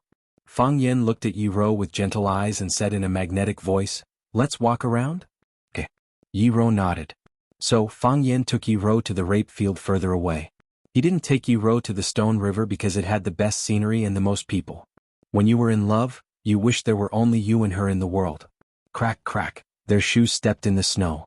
Because no one had ever been there, they were the first pair of pioneers. Fang Yan didn't say anything. Neither did Yi Ro. The atmosphere was dull, but they were very happy. The joy was like wheat sprouts covered by thin snow. They were not afraid of the cold and the heavy pressure. They tried their best to poke their heads out and see the new and magical world outside. Fang Yan walked a little faster and walked side by side with Yi Ro. He looked straight ahead and whispered, "Can I hold your hand?" Yi Ro didn't respond or object. Fang Yan knew that the girl's no objection was the best response. So, he stretched out his hand to Yi Ro's little hand carefully. He stretched out half of his hand and then retracted it. He reached out again unwillingly and then retracted it again. He tried several times but still couldn't hold Yi Ro's hand. He looked at Yi Ro warily and said, "If I hold your hand, you won't hit me, will you?" Chapter 425. It was not because Fang Yan was paranoid, but because he had suffered a lot from Yi Ro's punches. This woman usually didn't talk much, but she would beat someone up if she didn't agree with him. Although she said she liked him, who knew whether it was a trap or not? In the eyes of Fang Yan, a conspiracy theorist, Yi Ro deliberately said she liked him. When he wanted to hold her hand, she would fly into a rage and take the opportunity to beat him up. At that time, who could he reason with? Even if he went to Mr. Qin to seek justice, it was he who held the girl's hand first, wasn't it? The last time they met was when Qin Tian came over. The two girls fought openly and secretly, and Yi Ro suffered a little loss in front of Qin Tian. After Qin Tian left Swallow Dock, who knew whether she would keep the anger in her heart and find a chance to vent it on him? Women were all vengeful. Yi Ro stopped and looked at Fang Yan, who was standing in front of her with clear eyes. She took the initiative to reach out her hand to Fang Yan, and Fang Yan immediately made a fighting posture. "If you dare to hit me, I will fight back." "What do you want to do?" Fang Yan asked with vigilance. "Put your hand down," Yi Ro said. "You don't want to suddenly throw me away, do you?" Fang Yan still put down his hand, but his body was still a little stiff. Yi Ro took another step forward and took the initiative to put her two small hands in Fang Yan's big hands. Fang Yan exerted a little force and held that soft, warm and beautiful little hand tightly in his palm. Fang Yan was so moved that he was about to cry. He said with red eyes, "You really didn't hit me. I won't hit you in the future." Yi Ro said seriously. She was really serious when she said this. That was because she also realized that Fang Yan was very afraid of her. He was also very vigilant, as if she could beat him up at any time. Along the way, she reflected on herself and realized that she had indeed gone overboard with many things. For example, you shouldn't send him flying when he steps on his melon seedlings, because he might not be paying attention to his feet.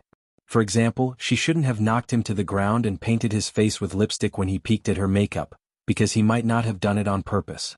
For example, she shouldn't have beaten him so brutally every time they sparred, because this hurt a man's self-esteem. A man's face still had to be protected, especially a man who loved to keep up appearances. I'm an insecure man. Fang Yin carefully felt the smoothness of Yi Rou's palms.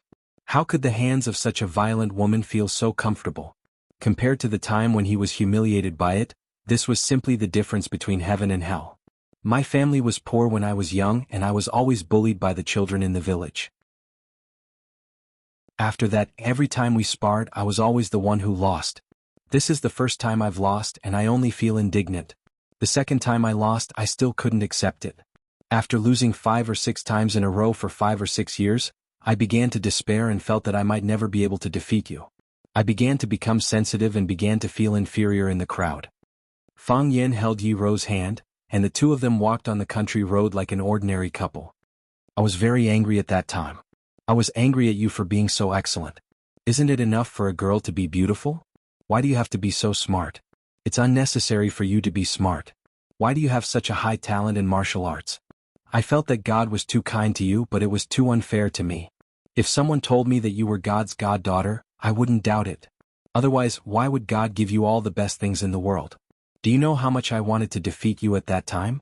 Once I dreamed that I defeated you and I actually woke up with a happy smile. When I woke up, I found it was just a dream and I felt a little depressed. I thought that even if it was a dream, it should be a beautiful dream, so I tried hard to fall asleep and continue the dream, but I lost sleep. Fang Yin was wearing a green robe, while Yi Rou was wearing a white robe. Seen from a distance, the black and the white were a perfect match. At that time, I met another girl. She was very beautiful, she was very gentle, and she was very understanding. When I was sad, she would comfort me. When I was desperate, she would encourage me. When I was injured, she would clean and bandage my wounds. When I scolded you. Speaking of this, Fang Yin hurriedly glanced at Yi Rou and found that she wasn't angry, so he continued, she would also scold you with me, blaming you for beating me like this. Compared with you, I felt that she was an angel sent by God to save me. At that time, I felt that all the suffering I had endured had been rewarded. When I was sad, I would go to her. Sometimes I pretended to go to her. When I was injured, I would go to her and ask her to bandage my wounds. She would say some bad things about you. I often pretended to be injured to go to her. After a long pause, Fang Yin smiled bitterly and said, I thought she and I were a perfect match. She knew my feelings and I also knew hers. At last, I tragically found that she already had someone she liked, and I was just an insignificant person. Yi Rou held Fang Yan's hand tightly, expressing her comfort and sympathy for him. I was a failure. I felt that I was a failure of a man. For a long time I was very sad and timid. I was a very fragile man, and I felt that I couldn't bear such emotional pain again. Since then, I have been very careful and prudent about relationships. Fang Yin held Yi Rou's hand tightly and said in a low voice, what you said just now is true? You didn't lie to me, did you? I didn't. Yi Rou also held Fang Yan's hand tightly, looked into his eyes seriously and said, I didn't lie to you. If I lied to you, how could I get angry when I saw you with her? If I lied to you, how could I beat you more angrily every time you went to her to bandage your wounds? Of course, Yi Rou would not tell Fang Yin this secret. Looking at Yi Rou, Fang Yin tried to calm down his heartbeat and said, later, I found that you have always been by my side. Some people say that a woman is made of a man's rib. So, you must believe that there must be a woman in the vast sea of people who will love you as much as she loves her own body. Because you are her body and she is your limb. You must have a close relationship like implanted flesh and blood. In your life there must be such a person. She will always be by your side through thick and thin and never leave you. Four eyes met and there were bright sparks in their eyes. Fang Yin licked his lips and said, I have one more question. Can I kiss you? Yi Rou's pretty face was smeared with a layer of peach blossom red, and she lowered her head in silence. Fang Yin held her pretty face, closed his eyes and kissed her gently. It was soft, sweet, fragrant and dazzling. It was a wonderful feeling. It was like a long and wonderful dream, which you indulged in and never wanted to wake up. Fang Yan's lips lingered on Yi Rou's for a while, and then he reluctantly broke away and said with a happy face, This is my first kiss. What about you? Bang. Yi Rou punched Fang Yan's eye. Caught off guard, Fang Yan fell to the ground with a miserable howl. Fang Yan climbed up from the snow, covered his golden eyes and shouted angrily at Yi Ro, "Liar, all women in the world are liars. I'd rather believe in ghosts than believe in a woman's stupid mouth. You promised me that you wouldn't hit me again. What are you doing now? You're such a liar." Yi Ro stood still and looked at Fang Yen with a sneer and said, "It's your fault for saying something wrong." "What did I say wrong? Which sentence?" Fang Yen was like an engine that had been shut off. He suddenly became silent. He said it was his first kiss and then he asked Yi Ro if it was. Didn't this mean that there was a second possibility? Does Yi Ro kiss any other man besides me? It seemed that he had indeed said something very stupid. "How do you scold me when you're with her?" Yi Ro looked down at Fang Yen who was lying in the ditch and suddenly asked aloud. Fang Yan's eyes lit up. Fang Yan's heart suddenly skipped a beat. Didn't she change the topic too fast? How did she scold me? Actually, it's not really a scolding. She just said that your kung fu was too good and you were too proud so you bullied me. Fang Yen smiled awkwardly. Now that I think about it, maybe I was jealous of you. Think about it, a man like me was always bullied by a girl. Who could accept such a thing? What did you use to bribe Yezi? Yi Ro continued to ask. What bribe? Fang Yen asked with a confused face. How could I bribe Yezi? Yezi is your sister and your loyal confidant. What can I use to bribe her? If you didn't bribe her, would she drag me here for a walk? Would she take the initiative to greet you? Would she force me to ask if I liked you? Would she cooperate with you to put on this show? Yi Ro raised her doubts one after another. Coincidence. Fang Yen smiled and said, It's a complete coincidence. Don't misunderstand. If you don't tell me the truth, I'll lie to you too. Yi Ro threatened. Fang Yen thought for a moment. If Yi Ro told him that she was lying when she said she liked him, wouldn't he suffer a great loss? So, Fang Yen decided to be honest and said, I promise to give her a box of black tortoise ointment. But Yi Ro stepped on him again.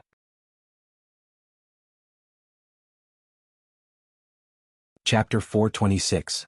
Yi Ro had planted two moles, Fang Yingying and Fang Haohan, on his side, or they might have taken the initiative to surrender, which made Fang Yen feel that he had suffered a great loss.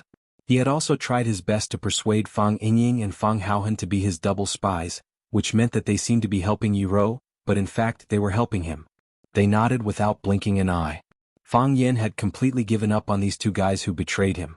Originally, Fang Yen couldn't bribe Yezi. Yezi was Yi Ro's hardcore fan, so it was impossible for her to betray Yi Ro and sell any information about her. Moreover, she and Fang Yen had always disliked each other. She thought Fang Yen had no backbone and integrity, while Fang Yen thought she talked too much nonsense by acting coquettishly and cute. They often quarreled when they met, and even recently they often made sarcastic and vicious attacks on each other. However, the arrival of Qin Yitian solved this problem for Fang Yen. When Qin Yitian came to Swallow Dock to pay a New Year's visit, he brought a lot of valuable and rare gifts. One of them was Shengue ointment, which was hard to find in the human world. The so-called Shengue was also called the fire turtle. Its whole body was red, and it was mostly born in the sea or valley of volcanic eruptions. It was said that this kind of turtle was very spiritual. It could predict the volcanic eruption months in advance and then migrate in groups. It lived in volcanic rocks for a long time, and volcanic rocks had excellent skin care and beauty effects. Therefore, the turtle shell on its body was a pure natural beauty product. When Fang Yen chatted with Yi Fengxing, he deliberately explained the effects of Shengue ointment in detail, and Yi Fengxing naturally conveyed this to Yezi. Yezi's mother's birthday was coming, and as a daughter, she was worried about what special gift to give her mother. How could she remain rational when she heard that there was such a thing? She begged Yi Fengxing to ask Fang Yen for Shengue ointment, even if it was something in exchange. Yi Fengxing brought her to Fang Yen and asked her to personally discuss the deal with Fang Yen. After some intense and friendly communication, Yezi agreed to Fang Yan's small condition. Of course, Fang Yen also promised to give Yezi a black turtle ointment as a thank you gift. But he didn't expect that Yi Ro would still see through his covert cooperation. Fang Yen had some confidence in his acting skills. Yi Ro's eyes widened and her mouth opened wide like a little goldfish spitting bubbles. Her incredulous expression was at the level of a movie queen. How did Yi Ro find out? Yi Ro violently beat up Fang Yen. She stepped on Fang Yan's chest and shouted, Tell me, do you like me? I like it. Fang Yen replied embarrassedly. He felt that he must have blushed because he was too embarrassed to look into Yi Ro's eyes. However, he also wanted to look into Yi Ro's eyes. He wanted to see the look on her face when she heard the answer, To see her cute expression when she was shy. How could he like Yi Ro? How could he not like Yi Ro? When you understand the truth of the matter, when you know more about this woman. When you knew that she disobeyed the arrangements of her family and accepted the dual request from the Fang family year after year, when you were in danger, she was the first to rush to the city thousands of miles away to rescue you. When you were in danger, when you saw her face filled with sorrow as she watched the tragic scene when she broke free from the net, and when those birds flew away, her expression of joy and relief. The conflicts when you were young became beautiful marks in your memory. The fights and quarrels and being beaten became the flowers blooming on both sides of your life. Every interaction was lovely, and every contact was worth remembering. When you realized that even being bullied by her became a kind of sweetness, is this the legendary arrival of love? Yi Ro blushed slightly. Then she withdrew her foot with satisfaction and said, I also want a black turtle ointment. Then she turned around and walked towards the village. She walked gracefully and briskly. Fang Yen was lying in the rape field with a happy and sweet smile on his face. All of a sudden he felt that he had become a Superman and that he had the whole world. Yi Ro, Fang Yen shouted at Yi Ro's back. Yi Ro's body slightly paused, but she didn't look back. Yi Ro, Fang Yen shouted at the vast sky. The clouds in the sky dispersed and no clouds stopped for him. When you like someone you want to let the whole world know. Yi looked at Fang Yen strangely and said, Why does my sister like you? Fang Yen smiled with his eyes narrowed into slits and said, Why can't she like me? She and I are childhood sweethearts. We are the two most outstanding young men in Swallow Fort, the first and second in Jianghu. Yi sneered and interrupted Fang Yan's self-praise. She said disdainfully, What kind of childhood sweethearts are you? When did you pick green plums with my sister? When did you ever ride a childhood horse with my sister? Except that you were beaten black and blue by her, what else do you have to show off? Fang Yen was so angry that he retorted, Did your math teacher teach you Chinese? I was just making an analogy. Childhood sweethearts don't necessarily have to pick green plums and ride with each other. It can also mean that we grew up together. Your sister has seen me in open crotch pants. Have you seen it? Hooligan. He kicked him. Fang Yen dodged lightly and said, If you call me a rogue again, there will be no more black tortoise ointment. You dare to lie to me? Why wouldn't I dare? Fang Yen sneered. Anyway, I don't need you. You are a despicable man who breaks his promise. It's not good for your sister to know that you scold your brother-in-law like this. You are not my brother-in-law.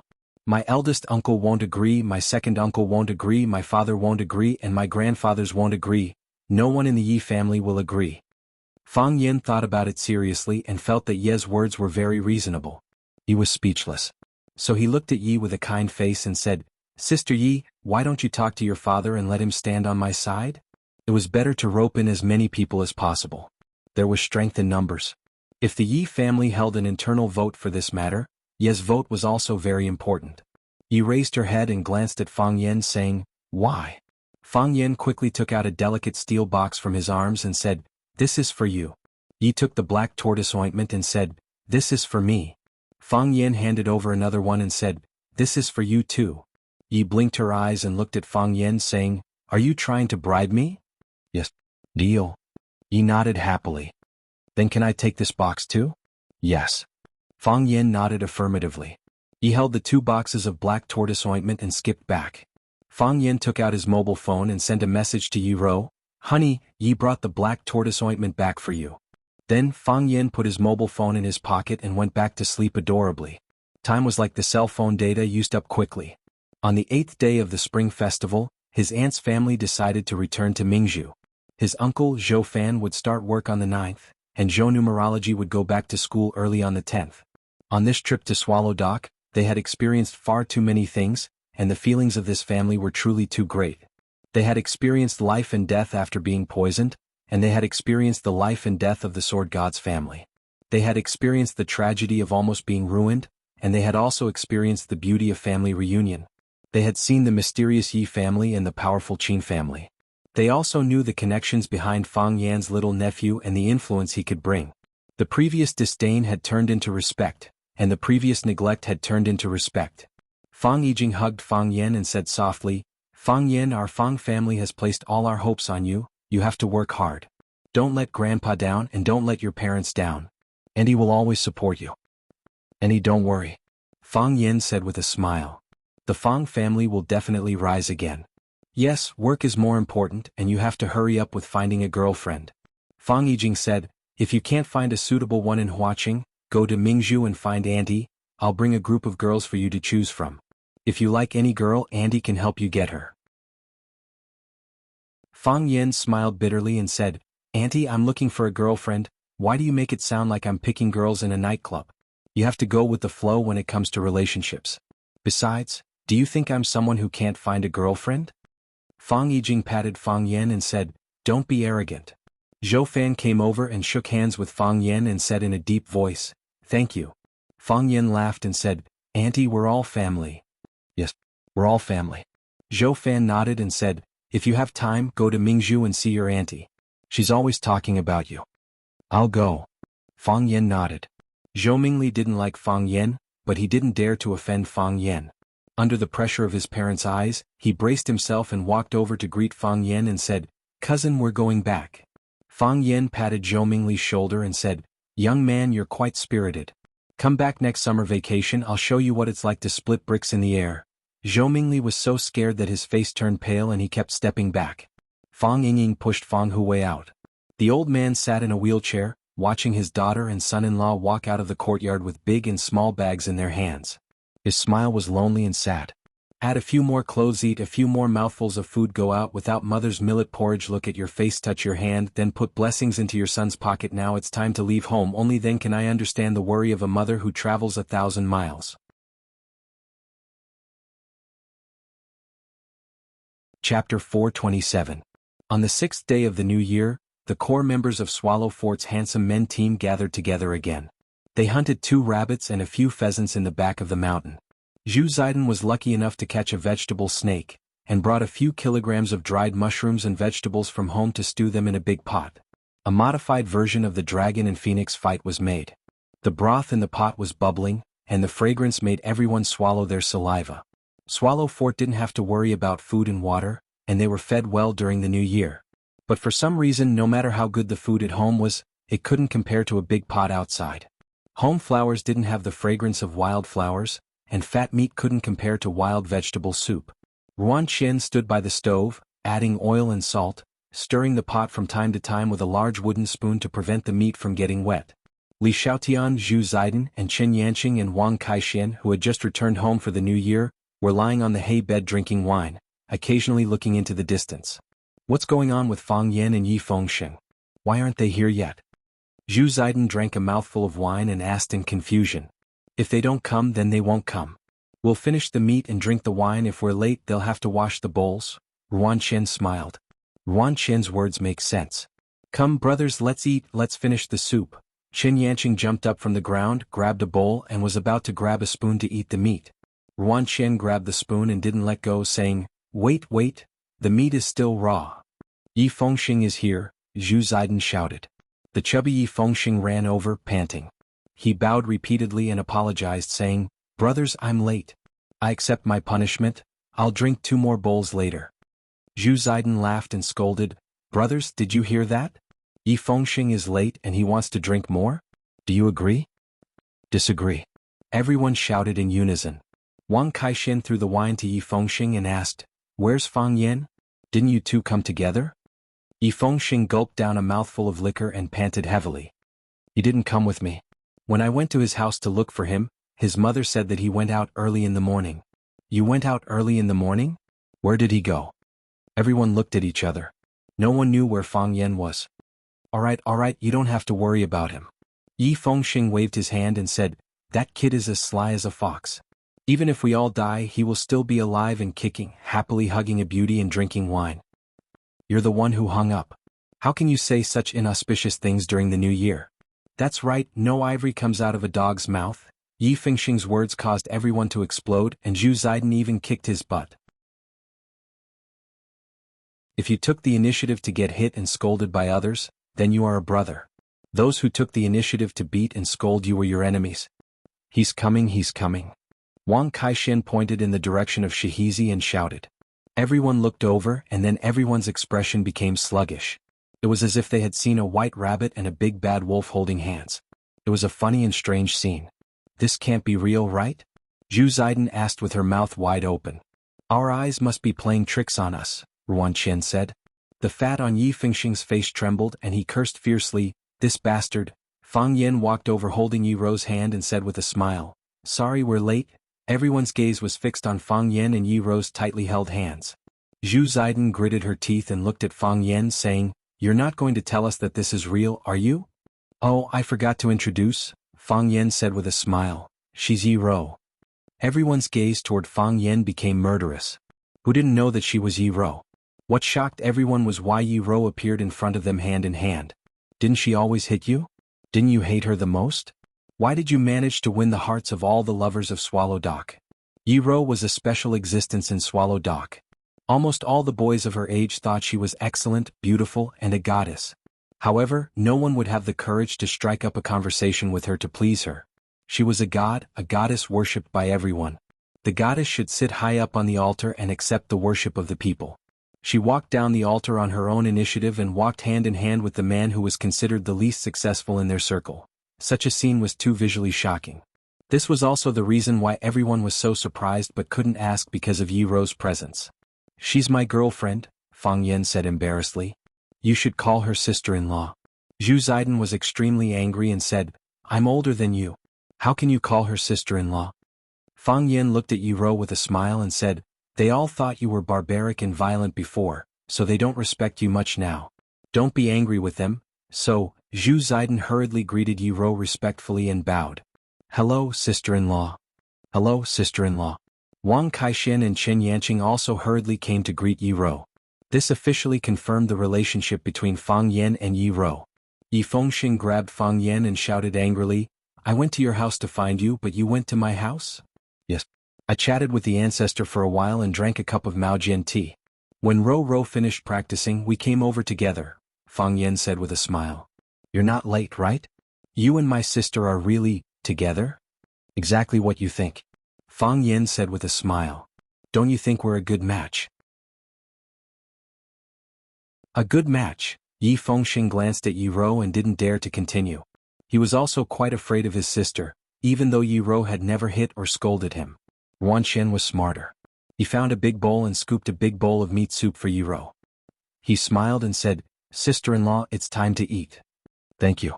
Yi Ro blushed and took the bowl of meat soup. Fang Yen took the initiative to get a bowl of meat soup and sat cross-legged on a pile of licorice with a few friends. He said, "The date of departure has been decided?" "I'm leaving tomorrow," Zhu Ziden said. "To the North Sea. These years my cultivation has been obstructed. I've been eating and waiting for death every day. This kind of life is really boring." "I should have left long ago," Fang Yen nodded and said, "This Swallow Dock is good, but it's too comfortable. A peaceful mind is suitable for cultivation, but a murderous mind is suitable for improving martial skills. The border is a good place. Kill a few more brats who invade our territory and maybe you'll break through again. I'm not in a hurry. But my family has already arranged for me to go to Flower City in a while. My brother is developing in the north, so I'll go to the south." Li Xiaotian said with a smile, "At that time Fang Yen will have to take care of me." "Don't worry." Fang Yen nodded and said, "I'll introduce a few friends to you when I go to Flower City." Ruan Qian glanced at Yi Ro and said, "Uncle Donghai is going down to train after the new year. I'll be third uncle's secretary." Lin Donghai had worked by Yi Daoling's side for many years, and now he was going to work in Jingjin City. He could be considered a daughter-in-law of many years becoming a mother-in-law. With Lin Donghai being sent down, Yi Daoling lacked a usable person. This time he didn't choose from the Yi family's direct descendants or collateral descendants.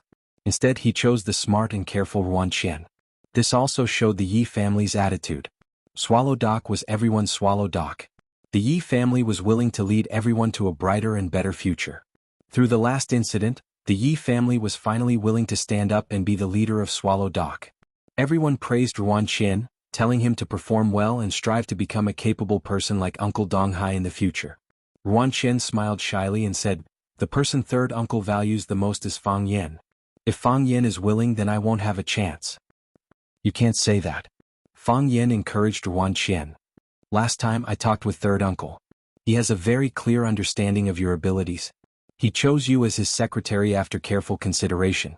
Otherwise, why didn't he use Yi Fengxing? Why didn't he use Zhu Ziden or Li Xiaotian?" "I will work hard," Ruan Qian said with a firm gaze. Chen Yanqing was going to take a temporary position in a city or county after the new year to prepare for future promotions. Wang Kaishen was going to study at a military academy. In the future he was going to walk the military path like his father. Other than Yi Fengxing, the youths of Swallow Dock were about to go their separate ways. Yi Fengxing was in a very bad mood. He raised the bottle of liquor in his hand and proudly declared, "Each of you have your own path, each of you have your own place to go. I will stay at Swallow's Dock to help watch over the house. I wish you all a bright future and a bright future." Fang Yen glanced at Yi Fengxing and sighed softly. "We'll go to Yinjing again in a couple of days and have a good talk with third uncle. You have to go out for a walk. If you really can't, you can come with me to Huaqing. With everyone together, you won't have to worry about not having a bowl of rice to eat." "That's right. Why don't you come with me to the North Sea?" Zhu Ziden said. "Let's go to the military academy." Wang Kaishen grinned. "I was just worried that I would be bored inside alone." Yi Wen glanced at Yi Fengxing and said, "Do whatever you want. Ask for whatever you want. No one can help you. The only person who can help you is yourself. If you don't even have the courage to go out, how can you climb to the peak of martial arts?" Yi Fengxing was stunned for a long time. Then he happily jumped up from the ground and ran towards the village. His running posture was very strange.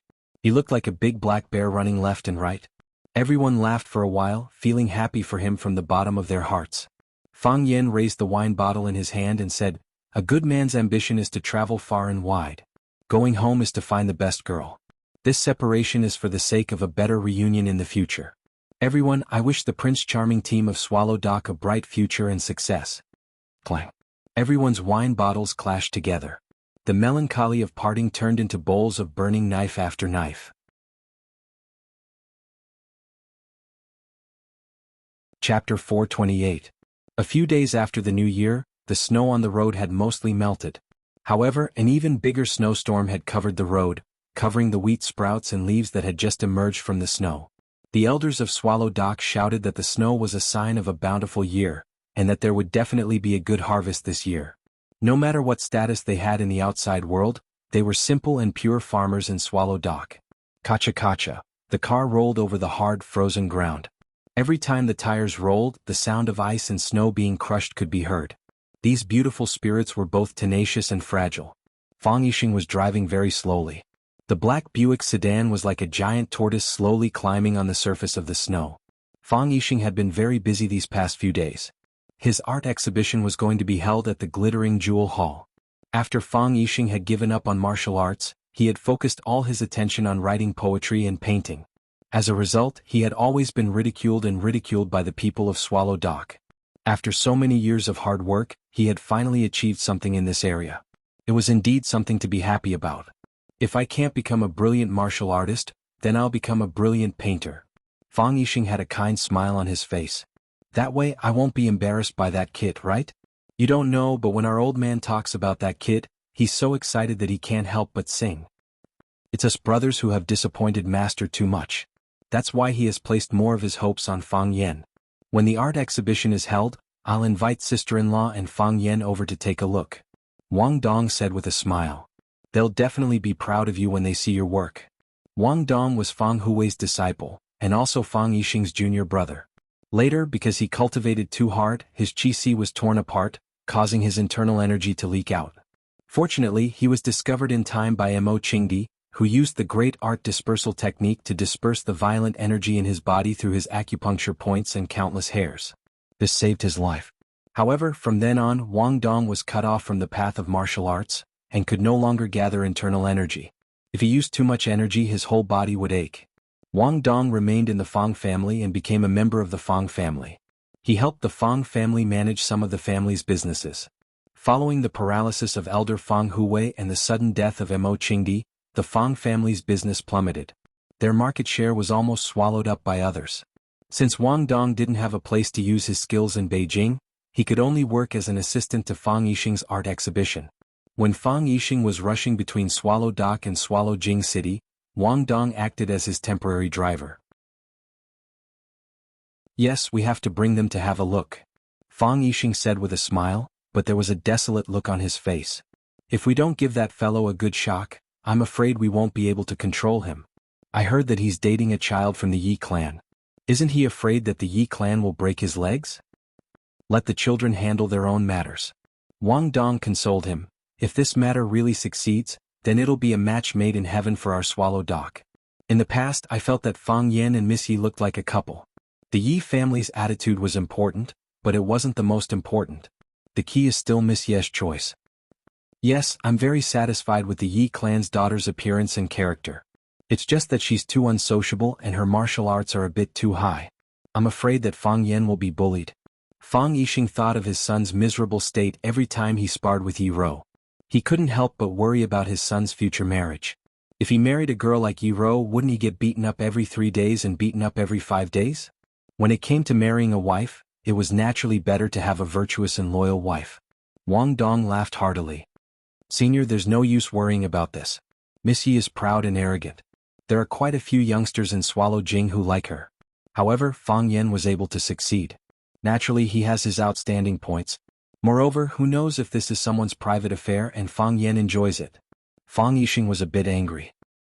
He thought to himself, could it be that my son was born to be so cheap that he likes to be beaten? Bah. The car window was hit by a huge object, causing a muffled sound. Bang. Wang Dong slammed on the brakes. The heavy car skidded a few times on the layer of ice and snow before coming to a stop. Wang Dong didn't immediately open the car door to check. Instead, he sat in the driver's seat and looked around vigilantly. The red and white object had already slid to the ground. A shocking brownish-red bloodstain had fallen onto the car window.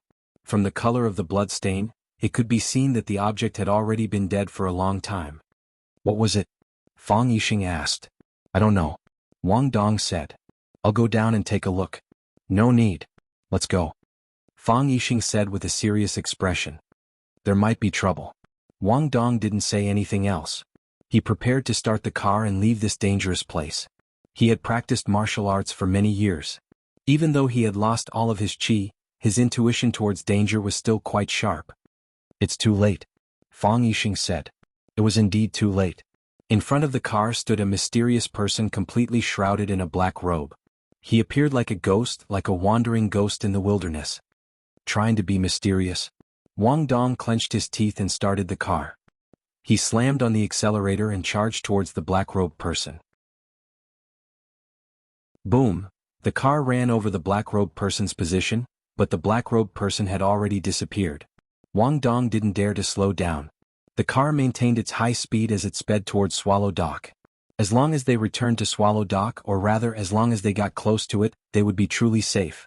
He believed that no one would dare to behave atrociously in Swallow Dock. Because the ground was too slippery and the car was moving too quickly, the car's tires skidded left and right. From time to time, it would jump into a nearby ditch. Wang Dong gripped the steering wheel tightly and tried his best to control the direction of the car so that it wouldn't jump into a ditch or flip over. Wang Dong's forehead was covered in sweat and the hair on his body stood on end. His palms were also drenched in sweat as he continuously adjusted the steering wheel. They'd already sped for quite a distance, but Wang Dong was still very clear that they hadn't escaped from danger. That feeling of fear was like a shadow following the body. It was as if the mysterious black-robed person was standing behind you and looking at you with a sneer. Fang Yixing's expression was as gloomy as the color of the sky. He scanned his surroundings for the black-robed person's whereabouts. It was impossible for the black-robed person to be a specter. He also didn't believe that there were any specters in this world. There was a notorious assassin organization in the Arab world that was named after specters. However, Fang Yixing knew that the black-robed person they'd seen was definitely not a member of that assassin organization. He'd already appeared once on New Year's Eve. At that time, he'd wanted to borrow Zhou Fan's hands to take the lives of the entire Fang family. Now he'd appeared once again. This time he only wanted to take his life? Fang Yixing's nerves were extremely taut. He was extremely clear that the danger hadn't truly been resolved. He'd seen a lot of things in Swallow Dock, so he didn't think that he'd be able to leave the black-robed person behind just by sitting in the car. This was because there were many people in Swallow Dock who could truly start their cars faster than a car. The fact that they'd suddenly appeared and then suddenly disappeared proved that the black-robed person's speed had already reached the limit. Furthermore, Fang Yan had said that the black-robed person had escaped in order to save Zhou Fan when they'd fought. Not everyone could escape from Fang Yan's hands. Especially escaping from Fang Yan's hands. Crack! A crisp sound rang out from above their heads. The hard metal roof of the car was sliced open by a sharp blade, which pierced towards Wang Dong's head. Wang Dong's body leaned forward, avoiding the most dangerous position, which was his head. "Jump out of the car!" Wang Dong shouted loudly. The black-robed person was on the roof of the car, above their heads. As long as he wanted to, he could stab them 180 times at any time. With such a small space to move around and dodge, every stab could cause them fatal damage. He shouted loudly for Fang Yixing to jump out of the car first. After Fang Yixing jumped out of the car, he'd drive the black-robed person towards the deep ditch on the side of the road. Perhaps that way he'd be able to buy his senior brother a minute to escape. Even 30 seconds was fine. Bang! Fang Yixing didn't hesitate. He pushed open the car door and jumped out. His body rolled on the snowy ground, then he crawled up and threw himself in the direction of the car. He didn't run away. He wouldn't abandon his brother and escape by himself. Moreover, he was extremely clear that even if he wanted to escape, his chances of success were extremely low. If he stood together with his brother and gathered all of his weak strength together, then perhaps he'd be able to struggle for a chance at survival. When Wang Dong heard the sound of a car door opening behind him, he forcefully turned the steering wheel and drove the black-robed person towards the deep ditch on the side of the road. "Don't you like to hitch a ride?" He wanted to bring the black-robed person into the ditch. Crack! Another blade pierced through the roof of the car. This time it was still aimed at the top of Wang Dong's head. Wang Dong's body leaned towards the back seat, but because he was too slow, the blade sliced off the tip of his nose. Fresh blood violently gushed out, quickly dyeing his mouth and clothes red. His mouth was filled with large mouthfuls of blood. Even if he coughed, he'd spit out blood. He firmly stepped on the accelerator. Even if he died, he'd drag the black-robed person down. Crack! Another blade pierced through. This time the blade was both fast and ruthless. It directly pierced through the top of Wang Dong's head. Wang Dong opened his eyes wide with unwillingness. His hands powerlessly fell to the ground. The forcefully twisted steering wheel quickly returned to its original position, emitting a whining sound. At this moment the car leapt into the air and fell towards the deep ditch on the side of the road. Finally he bought his senior brother a minute of time. Even if it was only 30 seconds, he was willing to trade his life for it.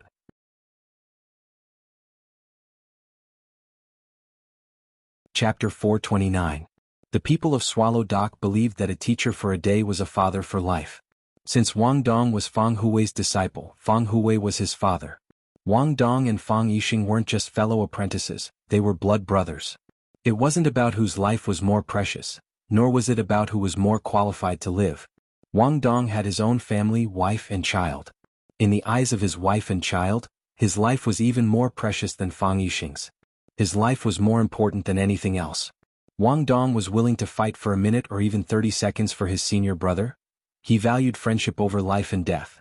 This was Wang Dong's way of repaying his debt of gratitude. It was rough and deep. The black Buick flew through the air for a short period of time. Because there was a knife stuck in its head, and the handle of the knife was still clamped onto the metal roof of the car, Wang Dong's body wasn't thrown into the air. Clang! Both the man and the car fell into a deep ditch. The ditch was deep and narrow, making it hard for the car to get out of it. The black-robed man tapped the roof of the car with his toes, and his body jumped high into the air. His black robe fluttered in the wind, making him look like a flying bat. He really did look like a black animal, and his ability to stay in the air was astonishing. The black robe flew through the air for a long distance before gently landing on the ground. The mud didn't splash, the snow didn't rise, and the snow didn't leave a trace. Fang Yixing jumped very quickly, but he still couldn't catch up to the speed of the tragedy. When he jumped into the ditch, he pulled out the knife from the roof of the car and dragged Wang Dong's body out. Wang Dong's head and body were already dyed red by his own blood. His eyes were wide open and blood flowed into his eye sockets. The whites of his eyes had also turned blood red. He was extremely unwilling to accept this. Wang Dong, Fang Yixing hugged Wang Dong tightly, helping him warm up his body that was gradually turning cold. When a person died, the heat would dissipate. Fang Yixing didn't grieve for too long, because he had more important things to do.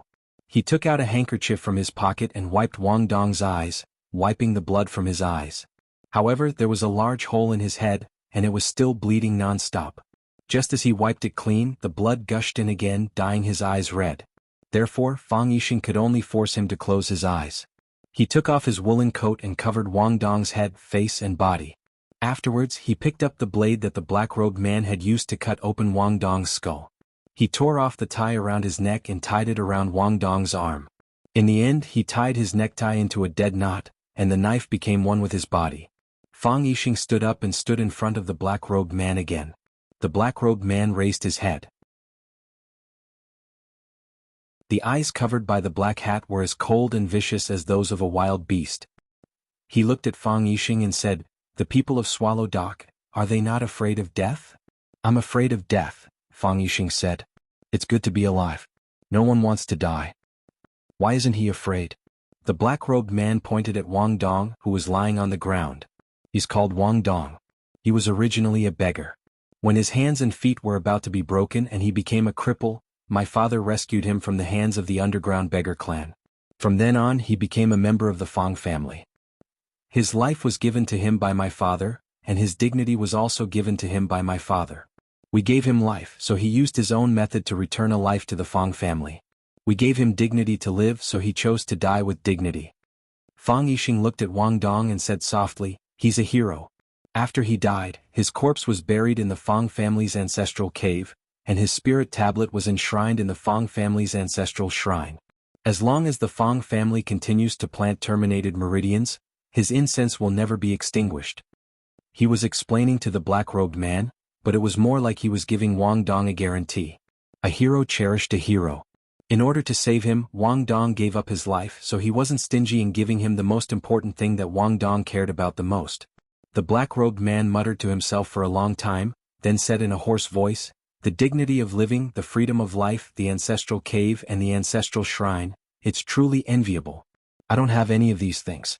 A lonely ghost like me will be thrown into the wilderness or a mass grave after I die.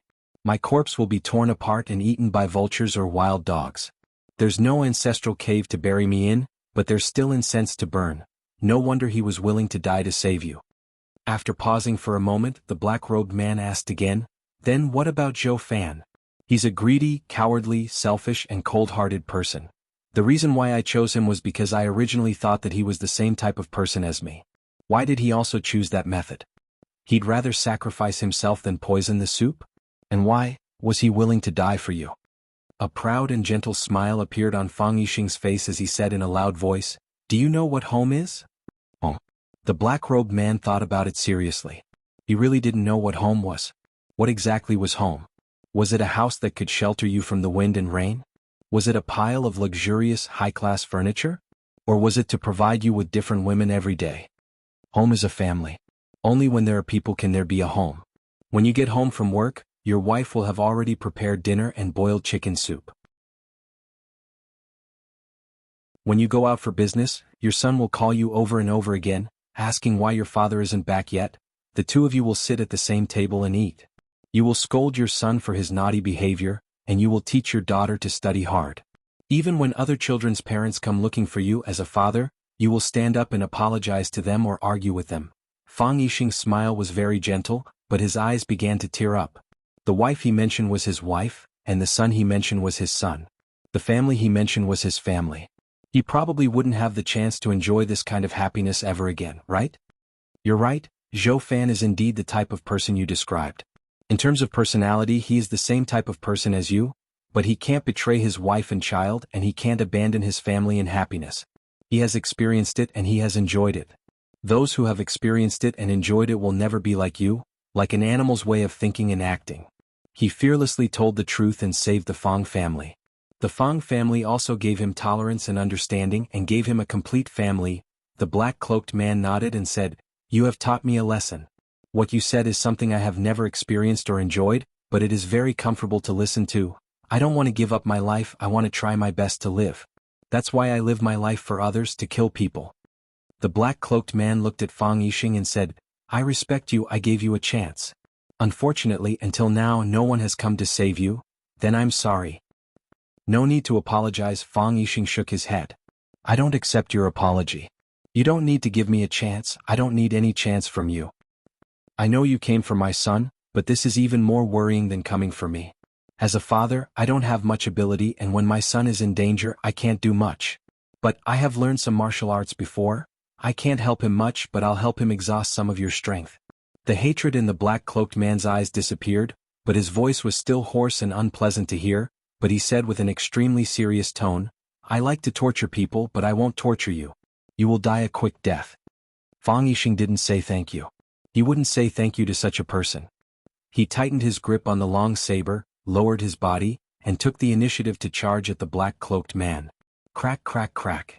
The leather shoes on his feet stepped on the hard layer of snow, causing the accumulated snow to make crunching noises. He rushed in front of the black-cloaked man, and then slashed at his head. Mountain-splitting saber. This was the simplest and most vicious move among saber techniques. It was the saber technique of the Zhao family of Swallow Dock. After that incident he had tried countless times, and this was only one of his countless failures. The Fang family was good at Tai Chi, and the Tai family of Tai Chi had an extremely high status in the Jianghu. But Tai Chi needed strength. Tai Chi without the support of strength was just fancy Tai Chi. Some Tai Chi experts didn't even need strength, and only needed technique to bring someone down.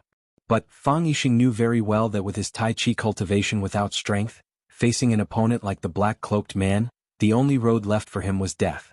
He didn't want to win and only wanted to fight to the death. The saber's energy was sharp, fierce, and decisive.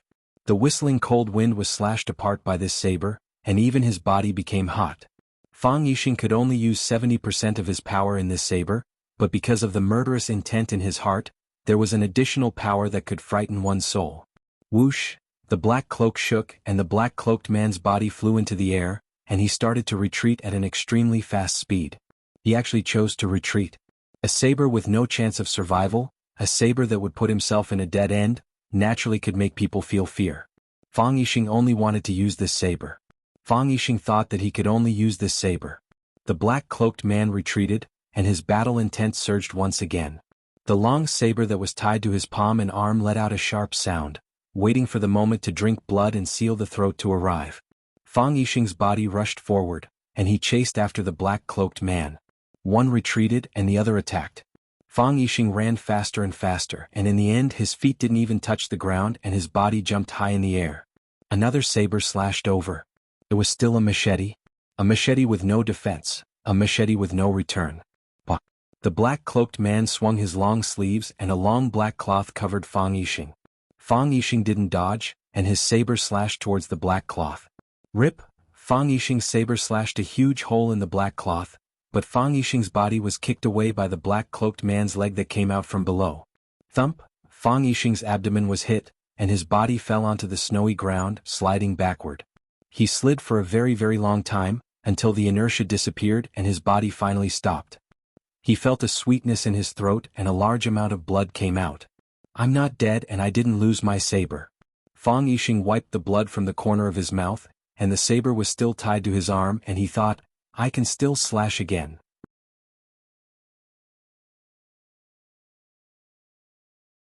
Chapter 430. Cough. It trained the muscles, bones and skin on the outside and the breath on the inside. If there was no breath in the body, no matter how hard one trained, it would be hard to achieve the invincible body of Vajra. Fang Yixing was in such a situation. He lacked energy in his body, so he could only rely on his skin to block external injuries. Skin and flesh like tree bark, skin and flesh like steel, skin and flesh like gods. To Fang Yixing he was only at the stage where his skin was like tree bark. If the black-robed man's kick landed on Fang Yan's body, it would only hurt a little. There wouldn't be any internal injuries. But if this kick landed on Fang Yixing, it would be enough to hurt his muscles and bones. He spat out mouthfuls of blood. One of his arms was tied with a long knife, so he could only rely on his other arm to support himself as he struggled to get up. Because he was injured and spat out blood, the heat in his body was quickly draining. His body felt cold as if he was standing in a snowstorm wearing only a single layer of clothing. Fang Yixing tightened his grip on the long knife in his hand. He bent his body and charged towards the black-robed man again. Machete. A machete that could open wide. A machete that could only kill him. His footsteps were hurried as though he was rushing to his death. His breathing was rapid as though he was about to collapse. He raised his right hand high, and the cold and sharp blade slashed towards the black-robed man again. The knife just now tore through his clothes. It would be best if this knife could slice off a piece of his flesh and remove one of his arms. This was a battle of unequal strength, so Fang Yixing only wanted to injure his opponent and never thought of winning. Of course, the price he had to pay was death. This was also why he was so reluctant. Unfortunately, reality was crueler than he had imagined. He couldn't even hurt his opponent. He couldn't even touch his body. Fang Yixing's body was only halfway through when the black-robed man also charged in his direction.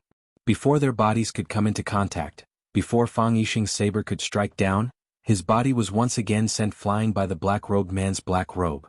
Whoosh! Fang Yixing's body staggered backwards, but he didn't fall to the ground again. The black-robed man continued to charge towards Fang Yixing. As he caught up to Fang Yixing, he sent him flying once again. Then he chased after Fang Yixing again and sent him flying with another kick. Bang! After being struck repeatedly, Fang Yixing finally lost his balance. His body lay on the ground like a huge ice ball on the ice, being pushed back and rolling non-stop. Fang Yixing stabbed the long saber in his hand into the frozen soil under the snow. The frozen ground was quickly sliced open by the blade. Fang Yixing's arm strength was not enough to stab the blade any deeper. Under the pole of Fang Yixing's body, a long straight line was formed. Dang! The long blade collided with a hard rock. Fang Yixing's body stopped once again under the rock's obstruction. This time the injury was more serious than the previous one. Fang Yixing lay on the ground and coughed loudly. Then a large amount of dark red blood spurted out from his mouth. The blood flowed back into his mouth and into his throat, causing him to cough even more violently. The corner of his mouth was dyed red with blood, and his face was purplish red. Large drops of tears flowed down his face. Cha-cha-cha, the sound of footsteps came closer. The black-robed man stood beside Fang Yixing and looked down at him. He said, "Do you still want to get up? Give up, it will be more comfortable this way. I respect you. You are one of the few people I am willing to respect. Just like the person I killed earlier, everyone is afraid of death but you are not. I respect those who can do things that I cannot." Fang Yixing wanted to say something, but the blood in his throat caused him to cough again. He coughed until his lungs were torn apart. Only when he felt slightly more comfortable did he use his two arms to get up. The long saber tied to his arm had cut his palm and blood flowed down the long saber. He used all his strength to sit up and then used the tip of the long saber to stand up. His whole body was in great pain and his internal organs were seriously injured. He struggled to stand up straight and raised his head to look at the black-robed man who was one step away from him.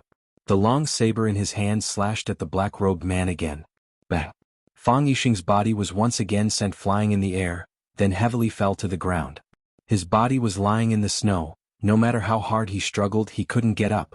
Blood was still bubbling up from the corner of his mouth as he stared at the sky, unwilling to give up. Why can't I just slash down? Cha-cha-cha, that damned voice appeared once more. It didn't sound like a grown man's footsteps, but more like the noise of a cat or rabbit stepping on the snow. Even his footsteps were so light that if he wanted to hide himself, no one would be able to detect him. The black-robed man looked at Fang Yixing's despairing eyes and said, "I don't have what you said, but I'm still alive." He crouched down and reached for Fang Yixing's neck. He liked to torture people, especially his opponents. But he just promised Fang Yixing that he wouldn't torture him and would let him die a quick death. Pain and fast. He was a man of his word. Chi. A red golden-striped snake scuttled to his side. After sniffing his black robe for a while, it crawled up his arm with great familiarity. It lay on the black-robed man's palm and hissed at him. It wasn't showing off but rather acting like a spoiled child. The black-robed man stroked the golden-striped snake's head with a stiff but warm smile on his face. "I didn't think there would be a day like this," the black-robed man sighed. "You will also become someone else's snake slave." Cha, cha, cha, the same sound as when he walked, the same rhythm. A thin figure appeared behind him. This was a man wearing a white linen robe with only one eye on his face. An extremely ugly man, so ugly that you'd blame the heavens for being so cruel and unfair to him. "I know it's you," the thin man said. "I've been looking for you. The way you ran, the way you hid yourself. The way you hunt, even the way you use a blade to peel off the skin of each animal before roasting it, letting the blood fill their bones and flesh. I know it's you." The black-robed man stood up with the golden-striped snake in his hand, then turned to look at the thin figure. "Just now he asked me what my home is," the black-robed man said. "I've thought about it for a long time. The only thing I can think of is you. I think if I had a home it would be in Xiangxi with you and your younger sister. A home with people is a home, and right now there's no one at my place. My younger sister was taken away. They're using her to threaten me, making me kill for them," the thin figure said. "I can't refuse because I only have my younger sister." "I know," the black-robed man said with a hoarse voice. "I'm leaving. You only have your younger sister. Why do you have to leave?" "Because I'm the same as you," the black-robed man laughed, His voice was even more ear-piercing.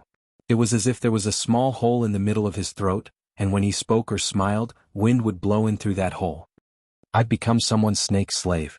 The people of Xiangxi all worship us as kings, but our fate is just to be slaves who kill and set fires for others. And not human slaves, but snake slaves. We don't deserve to be human. Who can catch you? Who can catch me? The black-robed man laughed even more exaggeratedly. It was so unpleasant that people wanted to cover their ears. We're just monsters covered in poison compared to those big shots. What are we? As long as they have the heart, as long as they have the need, we can become their prey at any time, just like how they can throw ferocious tigers and swift cheetahs into a hunting park for people to hunt at any time. The difference between us and those tigers and cheetahs is that we're tools to help them hunt. A long time ago, when you taught me how to raise snakes, you knew this would be your fate, right? Yes, the black-robed man said without hiding anything. My master is also someone's snake slave.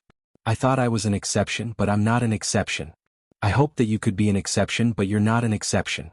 Perhaps there will never be an exception.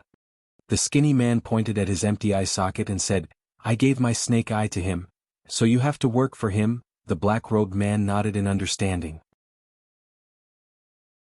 If you don't work for him, he'll crush your snake eye and make you bleed to death. If that happens, you won't be able to save your sister. Yes, the skinny man said. My mission is to protect him from harm. So I can't let you kill him. If he dies, I'll die too. My sister will die too. I've searched for you for so long, I've chased you for so long, lost you countless times, and then tried my best to find you again, because I'm worried that you'll kill someone. I'm worried that you'll kill the person I want to protect. The black-robed man pondered for a bit, then took off the black robe on his head. His hair was as messy as a pheasant's nest, some were sticking close like cow's hair, some were sticking up like weeds. The left side of his face was slashed with countless cuts that crisscrossed each other in a disorderly manner, like a spider web that caused one's heart to palpitate. There was a sarcoma on the right side of his face, a brownish-red-colored sarcoma. There were also countless tiny holes on his face, as if a terrifying monster was living in each of them. Similar to the skinny man, he also had a single eye. He didn't have a name, but those who knew him called him the Snake Lord. He was the previous Snake Lord, the current Snake Lord's master.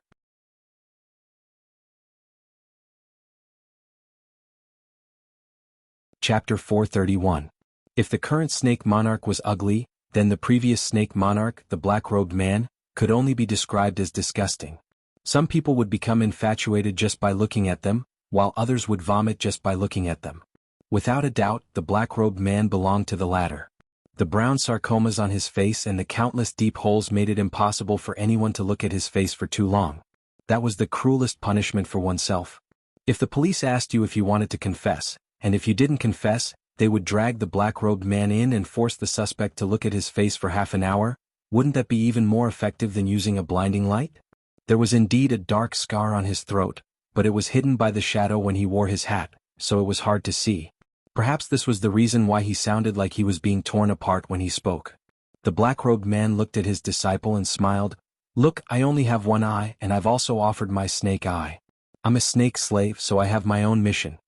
The black-robed man pointed at Fang Yixing, who was lying motionless in the snow, and said, My mission is to kill him as well as a few others. There are others, that is my task. The skinny man's expression changed. You're my Shifu, you saved me, you raised me, everything I have was given to me by you. I don't want to stand in front of you, I don't want to clash with you. But Shifu, you can't kill him. If you kill him, I'll have to die. If I die, my younger sister will also die. I can die, but my younger sister can't. So, in your heart, your younger sister is more important than Shifu? The black-robed man asked softly, like a kind elder talking to his own child. He had never spoken to anyone with such a tone, except for his disciple standing in front of him. The skinny man seriously thought about it, then replied, Yes, I originally thought that Shifu should be more important, but in my heart, my younger sister is more important. The black-robed man laughed. His laughter was as unpleasant as ever. She is your younger sister, and also your only companion. You're in love. You don't know, do you? Well, the skinny man uttered these two unfamiliar words in bewilderment. He didn't know what kind of feeling it was. Or was it a state? There's a saying in ancient times that kings don't see kings. When the previous monarch died, the next monarch would be appointed to take over. Only when the previous snake monarch dies will the next snake monarch be born. The black-robed man looked at his skinny disciple. the only person he still cared about in this world, and said, "That's why I knew you were tracking me and I didn't want to see you. I used all kinds of stratagems to lure you somewhere else, and let you walk into one trap after another. I didn't expect that you would still find your way here. This is something I don't want to see." The black-cloaked man said, "Since this matter has already been discovered, you and I have no other way out. Master, I beg you," the skinny man begged, "please take a step back. If we take a step back, no one will die." He didn't want to kill his master. How could he kill his own master? He ran away with his sister. They were like birds that were startled by the mere twang of a bowstring, trying to avoid any strangers. At that time they felt that everyone in the world was bad. They ran to the lonely places, they ran to the dark forest. They were trapped in the poisonous swamp, unable to escape, they could only hold hands and silently wait for death. "Who are you people?" A voice suddenly rang out. They were terrified, looking around but couldn't see anyone. They thought that it was a mountain ghost, because they had heard stories about mountain ghosts countless times in the orphanage. After the fat director beat them up, she would always shout with a high-pitched voice, "If you dare to say a single word, I'll throw you into the mountains to feed the mountain ghosts."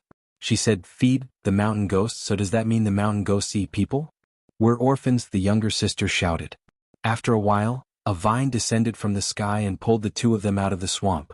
"Come with me," the man in the gray robe said with his back to them. He felt that the man was very dangerous but also very close and happy. Because he was the only living person they saw in the forest.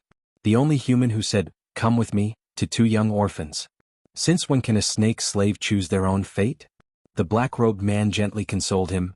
"Come, let me see how much you've improved over the years, let me see whether or not you're qualified to become the new ruler." "Master," the skinny man called out sorrowfully.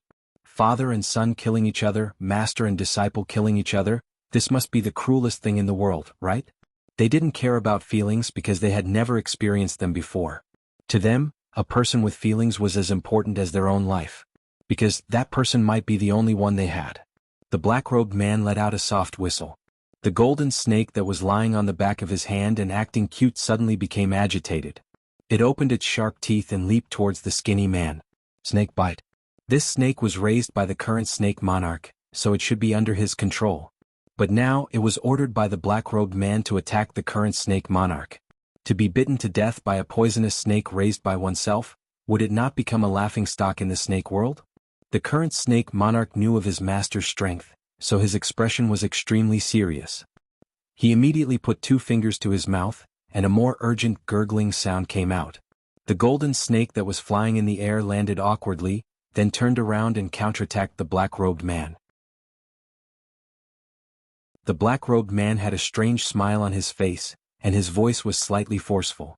At the same time, he stretched out his hands from the black robe and waved them in the air, as if he wanted to chase away the golden snake that was rushing towards him. This was a medicinal fumigation. The black robe had 100 insect powder that poisonous snakes were afraid of. An adult cobra king, a crimson fire centipede, a 17-segmented rattlesnake, and nearly 100 other poisonous creatures were refined together, and then mixed with a secret recipe. Finally, it became a powder that even a king of poison like the golden snake was afraid of. Using the sole control of the snake voice, supplemented by the 100 insect powder, the golden snake could only be used by the black-robed man. The effect of the black-robed man's stirring was very obvious. The golden snake that was crawling towards his feet was very afraid of him, so it turned around and fled into the distance. It was as if it had seen its natural enemy. The black-robed man waved his hand and stretched out two fingers, pointing in the direction where the current snake monarch was standing. The tone of the voice coming out of his mouth also changed.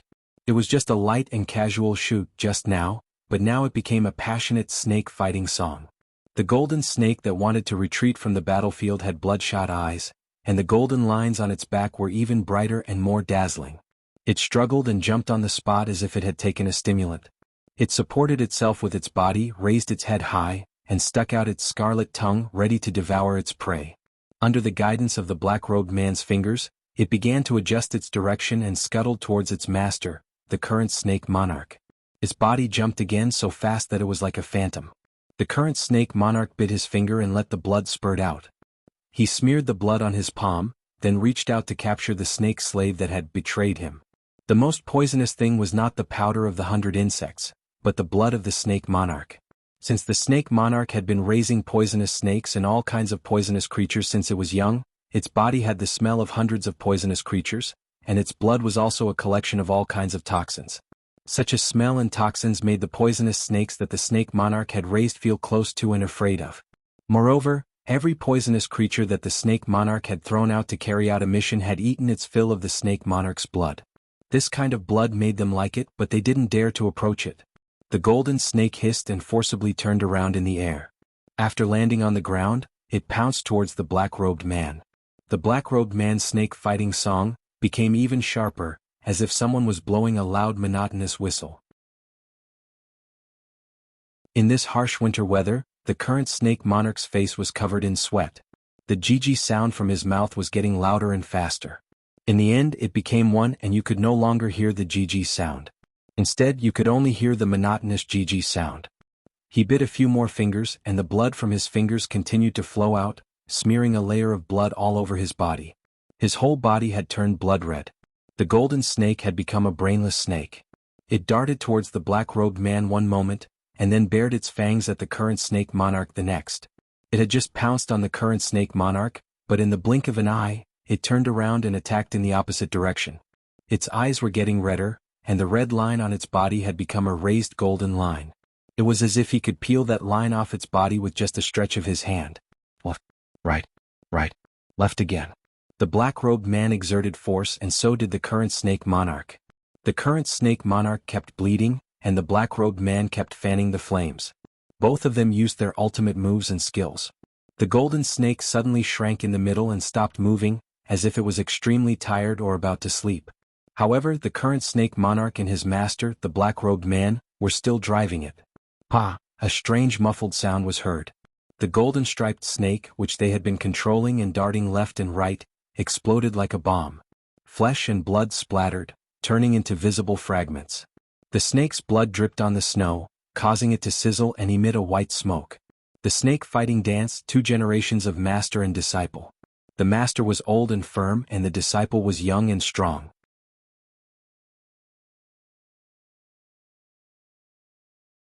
Chapter 432. Some people said that the more you read, the more confused you will be. Lu Wan obviously didn't belong to this category. She was born in a scholarly family. Her parents and even her maternal grandparents were all very famous scholars. Since she was a child, she had been with Tang, Song, Ci Jing and Shizi. She could be considered the type of person who was well-read and knowledgeable. She fell in love with the handsome and elegant Fang Yixing and married him. Then she lived a quiet life of studying and writing. The Fang family had gone through too many hardships in these years. As a woman, she had to stand up and help with the housework of the Fang family.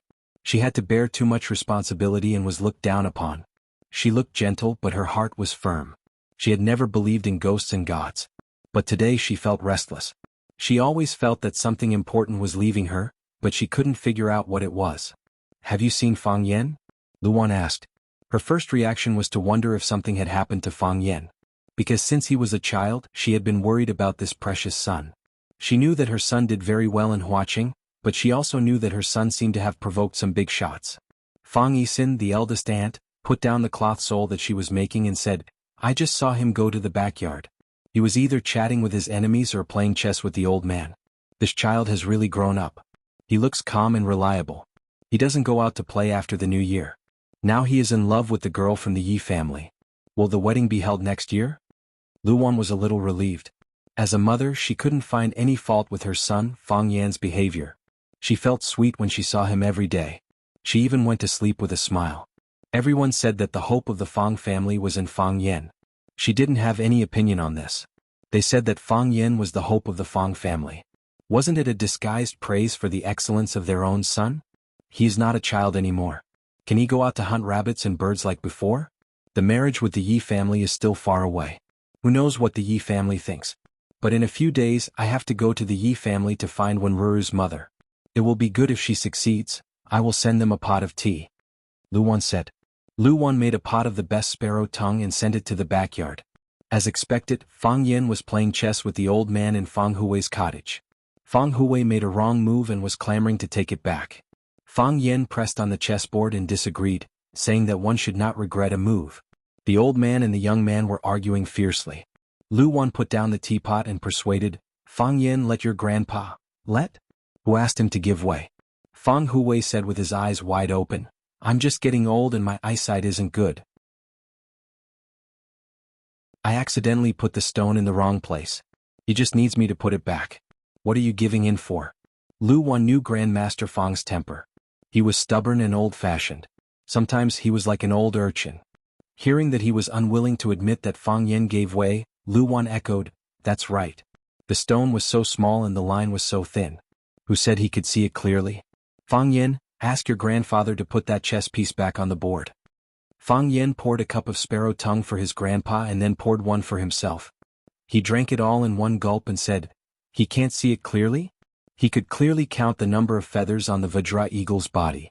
This game of chess is waiting for the opponent's carelessness. If he makes a mistake he will take back his move. How can I beat him? I said it wasn't carelessness. My eyesight was bad and I couldn't see it clearly. Don't regret a move. Do you have any chess skills? I'm your grandpa. You said I have no chess skills. Do you have any moral character? Lu Wan shook her head and walked out of the cottage alone. She knew that the old man rarely talked. He would only be particularly happy when his grandson came back. Fang Yin also understood the old man's feelings. He took advantage of the few days he was at home to stay by the old man's side. The grandfather-grandson pair had a close relationship. Lu Wan thought of her husband again. He and her son were the two people she cared about the most. Her husband had been busy with the art exhibition in Yanjing recently. It was the field he had put all his effort into after he gave up martial arts. He always wanted to prove himself. No matter what, this was the most likely chance for him to succeed. Lu Wan thought for a while and dialed her husband's number. No one answered the phone. Lu Wan then dialed Wang Dong's number. No one answered the phone. Lu Wan felt more uneasy. She hurriedly dialed the number of the person in charge of the Linlang Guild Hall. Lu Wan explained the purpose of her call. The person in charge told her politely that Mr. Fang had left for an hour. He probably hadn't reached home because the road was not smooth. He hoped that Lu Wan wouldn't worry. Lu Wan was very worried. She hung up the phone and ran to the backyard. She looked at Fang Yin who was playing chess and said, Fang Yin, your father hasn't come back yet. Fang Yin held a stone in his hand and said, did you call him? I couldn't get through. Lu Wan said. I'm very worried. Fang Yin put down the stone, walked over and put his arm around his mother's shoulder. He said with a smile, my father is an adult and Uncle Wang Dong is with him. Don't worry, nothing will happen. If you are worried I can drive to find him. Go and pick him up. Lu Wan said firmly. Okay. Whatever you say it goes. I'll go and pick him up now. Fang Yin said with a smile. You play this game with my grandfather for me? Don't let him go. Fang Yin patted Lu Wan's shoulder, pushed the door and went out. Lu Wan sat where Fang Yin had just sat. She held a stone in her hand but couldn't put it down for a long time. She looked restless. Clatter. Fang Huwei reached out to mess up the game in front of him. He looked at Lu Wan and said, that guy is afraid that you will worry so he wants you to play chess with me to distract yourself. Since you can't be distracted, go and do what you should do. It's not shameful to worry about your man. Lu Wan stood up and walked outside quickly. Fang Yin pretended to be calm in front of Lu Wan. But after he came out, his expression became serious and anxious. He took out his phone from his pocket and dialed his father Fang Yixing's number. No one answered. He dialed Wang Dong's number again but no one answered. He immediately dialed another number that he remembered in his mind, but no one answered. Fang Yan's heart was beating very fast. He ran into the garage and drove the Hongqi car towards Yanjing City. Fang Yin drove with one hand and dialed Fang Yixing's number with the other. No one answered. No one answered. Still no one answered. Fang Yin became more worried. He threw his phone aside and started to concentrate on driving and thinking. What had happened? Who was it? They failed to use poison in Swallow Dock so they chose to do it in Yanjing City? Or were they on the way back? It was very possible that they did it on the way home. They were far away from the eye-catching places in Yanjing City and the holy land of Swallow Dock. If they were clean they could cover up after killing the people. No one would be able to find any traces of them. Swallow Dock was a glorious place, but it was also a place that was destined to be forgotten by the world. In order to prevent people from looking at it, there wasn't even a proper road. The road to Yanjing was rugged. After being covered by ice and snow, it became as smooth as a mirror. Driving on this road, one had to be careful of the protruding rocks that would burst the tires, and also be careful of the mud that would sink the tires. One had to be careful of the car sliding on the ice and into the deep ditches on both sides. This was a dangerous journey. If one's driving skills weren't good enough, he wouldn't be able to drive on this road. Fang Yan drove the car as fast as he could. Those deep ditches and rocks were thrown to one side. His sharp eyes scanned the front and his ears twitched slightly. He took in all the movements in his surroundings. His head leaned forward slightly, which showed his impatience. He hoped to reach Yanjing City as soon as possible or pick up his father as soon as possible. Nothing must go wrong, nothing must go wrong, nothing must go wrong, Fang Yan muttered in his heart. Boom, the body of the Hongqi car sank and the hard road quickly collapsed. This was a trap. The enemy had hollowed out the bottom of the road, leaving only a thin layer of road on top, which was covered with ice and snow. When Fang Yan's Hongqi car rolled over, the layer of soil and ice was immediately crushed. When Fang Yan felt the car sinking, he already knew something was wrong. He didn't fasten the seat belt when he got in the car, which made it easier for him to escape. He pushed the door open, his right foot tapped on the chassis of the car and his body jumped high. Clang, the Hongqi car fell into the deep pit with a loud noise. This was the only antique car that Fang Huwei had in his life, and Fang Yan's favorite car was finally destroyed. Whoosh, a crisp sound came through the air. A giant net appeared above his head. The net was colorless and blended with the color of the sky. If it wasn't for the slight sound, it would have been hard to notice it. Moreover, the net wasn't cast by human hands, but was shot out by high-tech equipment. There was a pit below and a net above. Whether Fang Yan continued to fly up or quickly fell down, the result would be captured by them. Moreover, the area of the net was very wide. Whether it was to the left or to the right, Fang Yan was always within its coverage for a limited period of time. These people had calculated all the ways that Fang Yan could retaliate and were thinking of ways to capture him. Whoosh, the thin silk that looked like a fish net covered Fang Yan's head, forcing him to land on the ground. From the deep ditches on both sides of the road, countless people in black jumped out and surrounded the place where Fang Yan was about to land.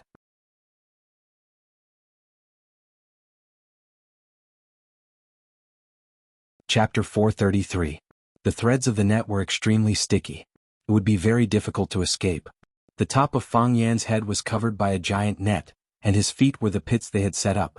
It was extremely dangerous to go up or down. The front, back, left, and right paths were all difficult for him to quickly escape the encirclement. Countless men in black were rushing in this direction. Only death awaited Fang Yan. This was the most dangerous moment for Fang Yan. The more dangerous it was, the more he had to stay calm. Because any moment of carelessness could cost him his life. The heart of Tai Chi spun rapidly, and the Tai Chi domain fully unfolded. The entire world suddenly became quiet. The wind stopped blowing, the snow stopped falling, and those people stopped moving.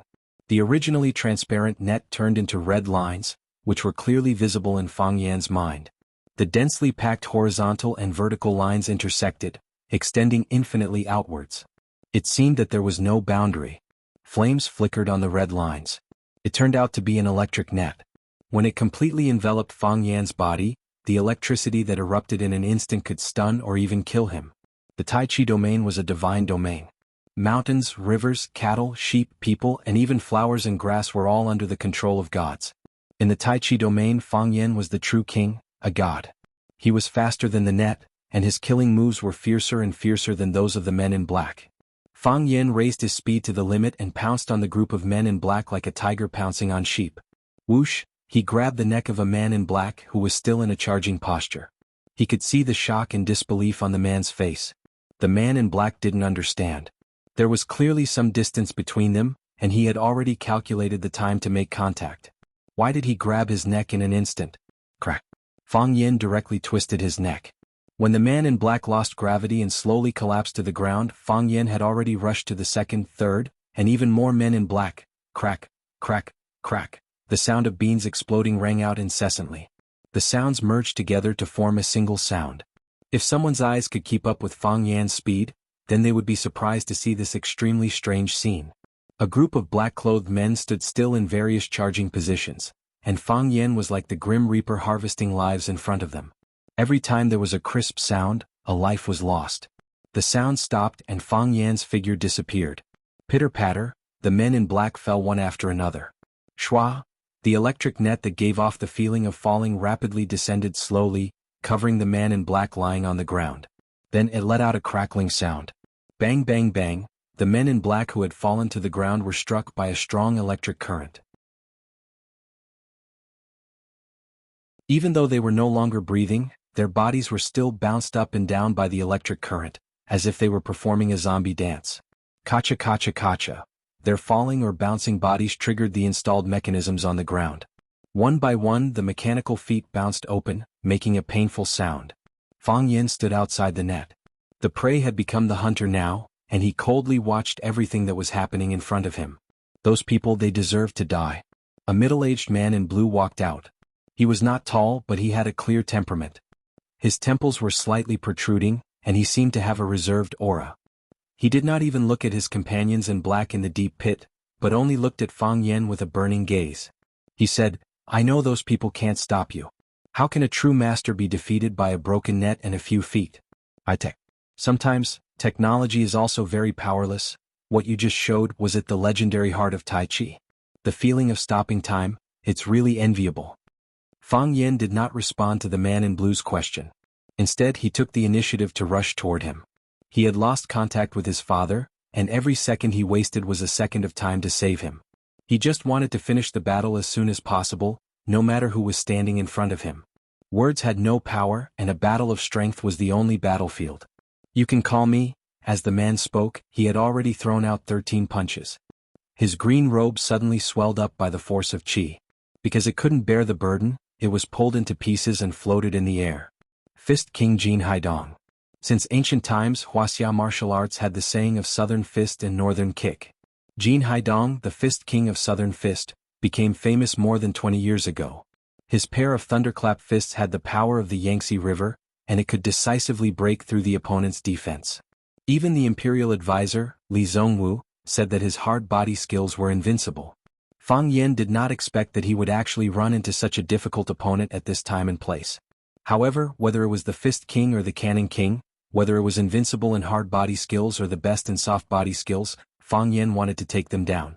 Because he was hateful. Anyone who stopped him from saving his father was extremely hateful. It was a life and death feud. Jin Haidong's 13 punches turned into 13 cyclones, one cyclone after another. The second cyclone merged with the first cyclone, and the third cyclone merged with the first 2 cyclones. Finally, the 13 cyclones merged into one, turning into a huge rotating storm. Whoosh, it was like the most violent hurricane sweeping toward Fang Yin. It was a fierce stance that wanted to swallow him up in the storm and tear him into pieces. This was the storm fist that Jin Haidong was best at. He had watched from the side how Fang Yin killed more than a dozen men in black in an instant at that critical moment, so he did not dare to slight Fang Yin in the slightest. The best way to respect an opponent was to use one's most powerful move to kill him. The golden thread snake's body exploded, and the black-robed man and the current Snake King lost a tool to fight in the middle. The current Snake King was drenched in sweat, and his body was also smeared with his own blood. But the black-robed man was very calm, as if he had done something insignificant.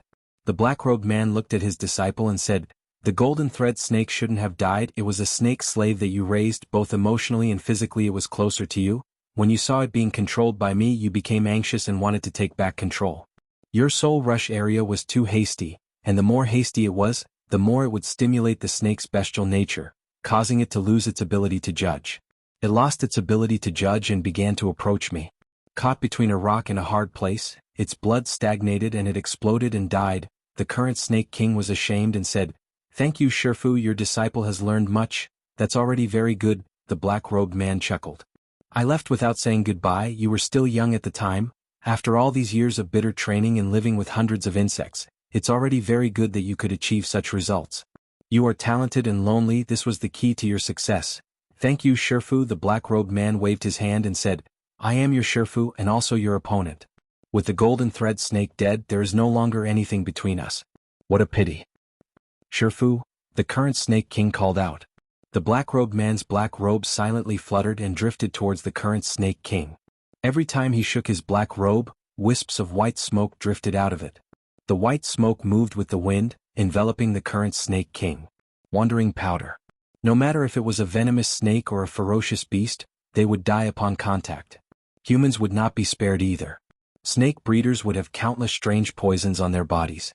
The current Snake King didn't dare to be careless, his small body turned into a sharp arrow, avoiding the white smoke's range of attack, then leapt up and attacked the black-robed man's upper body. The black-robed man's black robe instantly spread out and covered the current Snake King's body. And so, the two snake apostles disappeared into the black robe. The black robe's shape was constantly changing, sometimes round, sometimes square, sometimes vertical, sometimes jumping. Bam! A figure was thrown out from the black robe, screaming and rolling on the ground.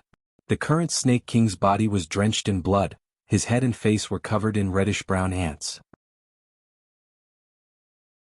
The current Snake King desperately swatted at those ants, but the ants' grip was extremely strong, and their teeth were hooked, each bite deeply piercing into flesh. The current Snake King could only reach out and grab those ants from his face one by one, squeezing them until they exploded. Every time he grabbed an ant, it was the same as ripping off a piece of flesh from his face. When he was done, there wasn't much skin left on his face. A large amount of skin was torn off, and blood began to flow from the missing parts. The current Snake King's entire face was covered in blood, his flesh becoming indistinct. Whoosh! The black robe unfurled, revealing the black-robed man's ugly face once again. He looked at his disciple lying in the snow with pity in his eyes, saying, "You should have died already, but I couldn't do it. Is it because of that man's influence?" He looked into the distance, where Fang Yixing's body was lying motionlessly, covered by the wind and snow. Home is family, and having someone waiting for you is home. That man had said this before. He had wandered around his entire life, and everyone avoided him like they were snakes or scorpions. However, there was a time in the depths of his memory where there were two thin black shadows waiting for him at the entrance of his courtyard every time he returned. Perhaps that was his family? That feeling of being waited for, was that the feeling of happiness? The feeling of being alive? It was precisely because they had experienced such happiness that both Fang Yixing and Wang Dong were brave and fearless, even willing to fight with their lives. This was because they cared too much about their lives and the opportunity to live, so they weren't afraid of death. Because they didn't want to die, they weren't afraid of death. It was very contradictory, but at this moment, the black-robed man felt that he had understood.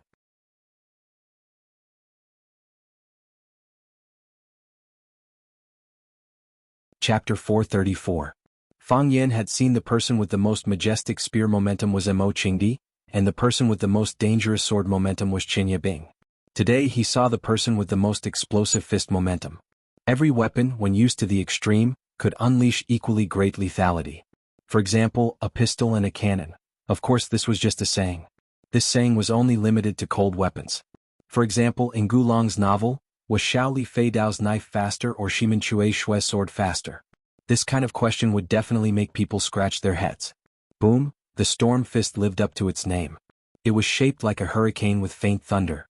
The fist wind sucked in the surrounding cold air and snowflakes, forming a layer of frost around the huge arc-shaped wind formation. As fast as lightning, it swept towards Fang Yan with an unstoppable momentum. Fang Yan didn't even have time to make a move to neutralize it before he was sent flying by the hurricane.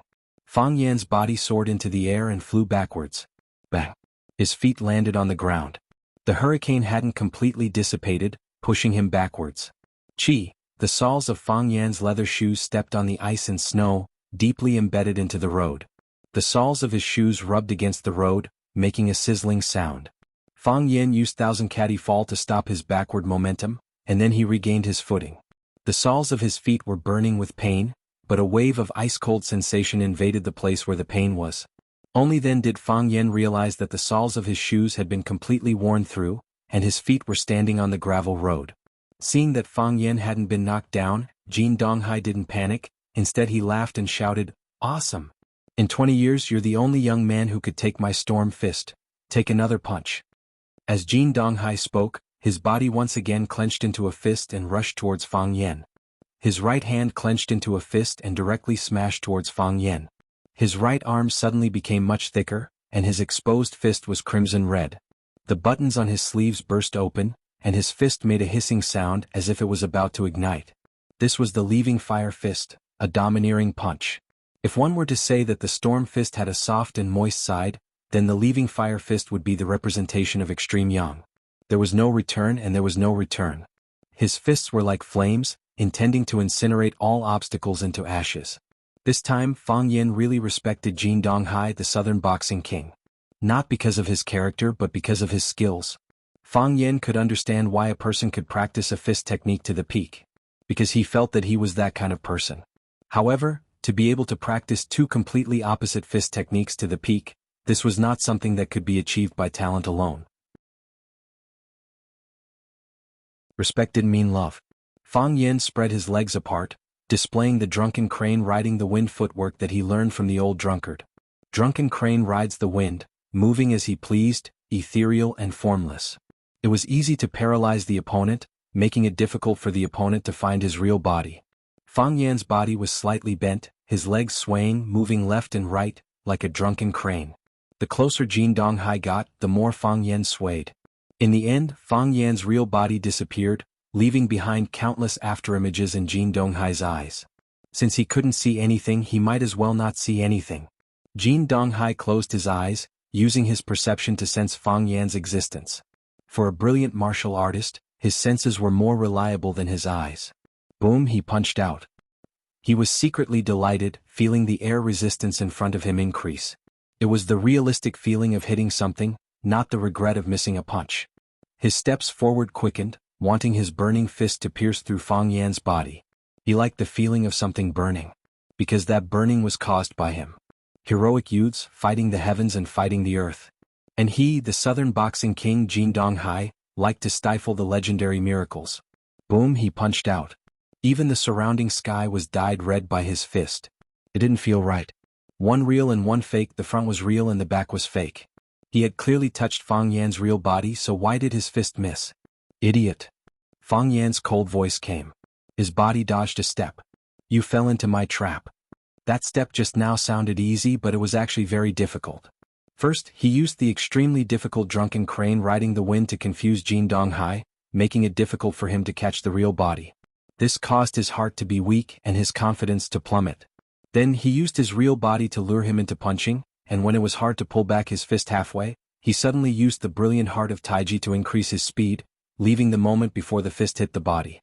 These two techniques were extremely rare, and the heart of Taiji was even rarer.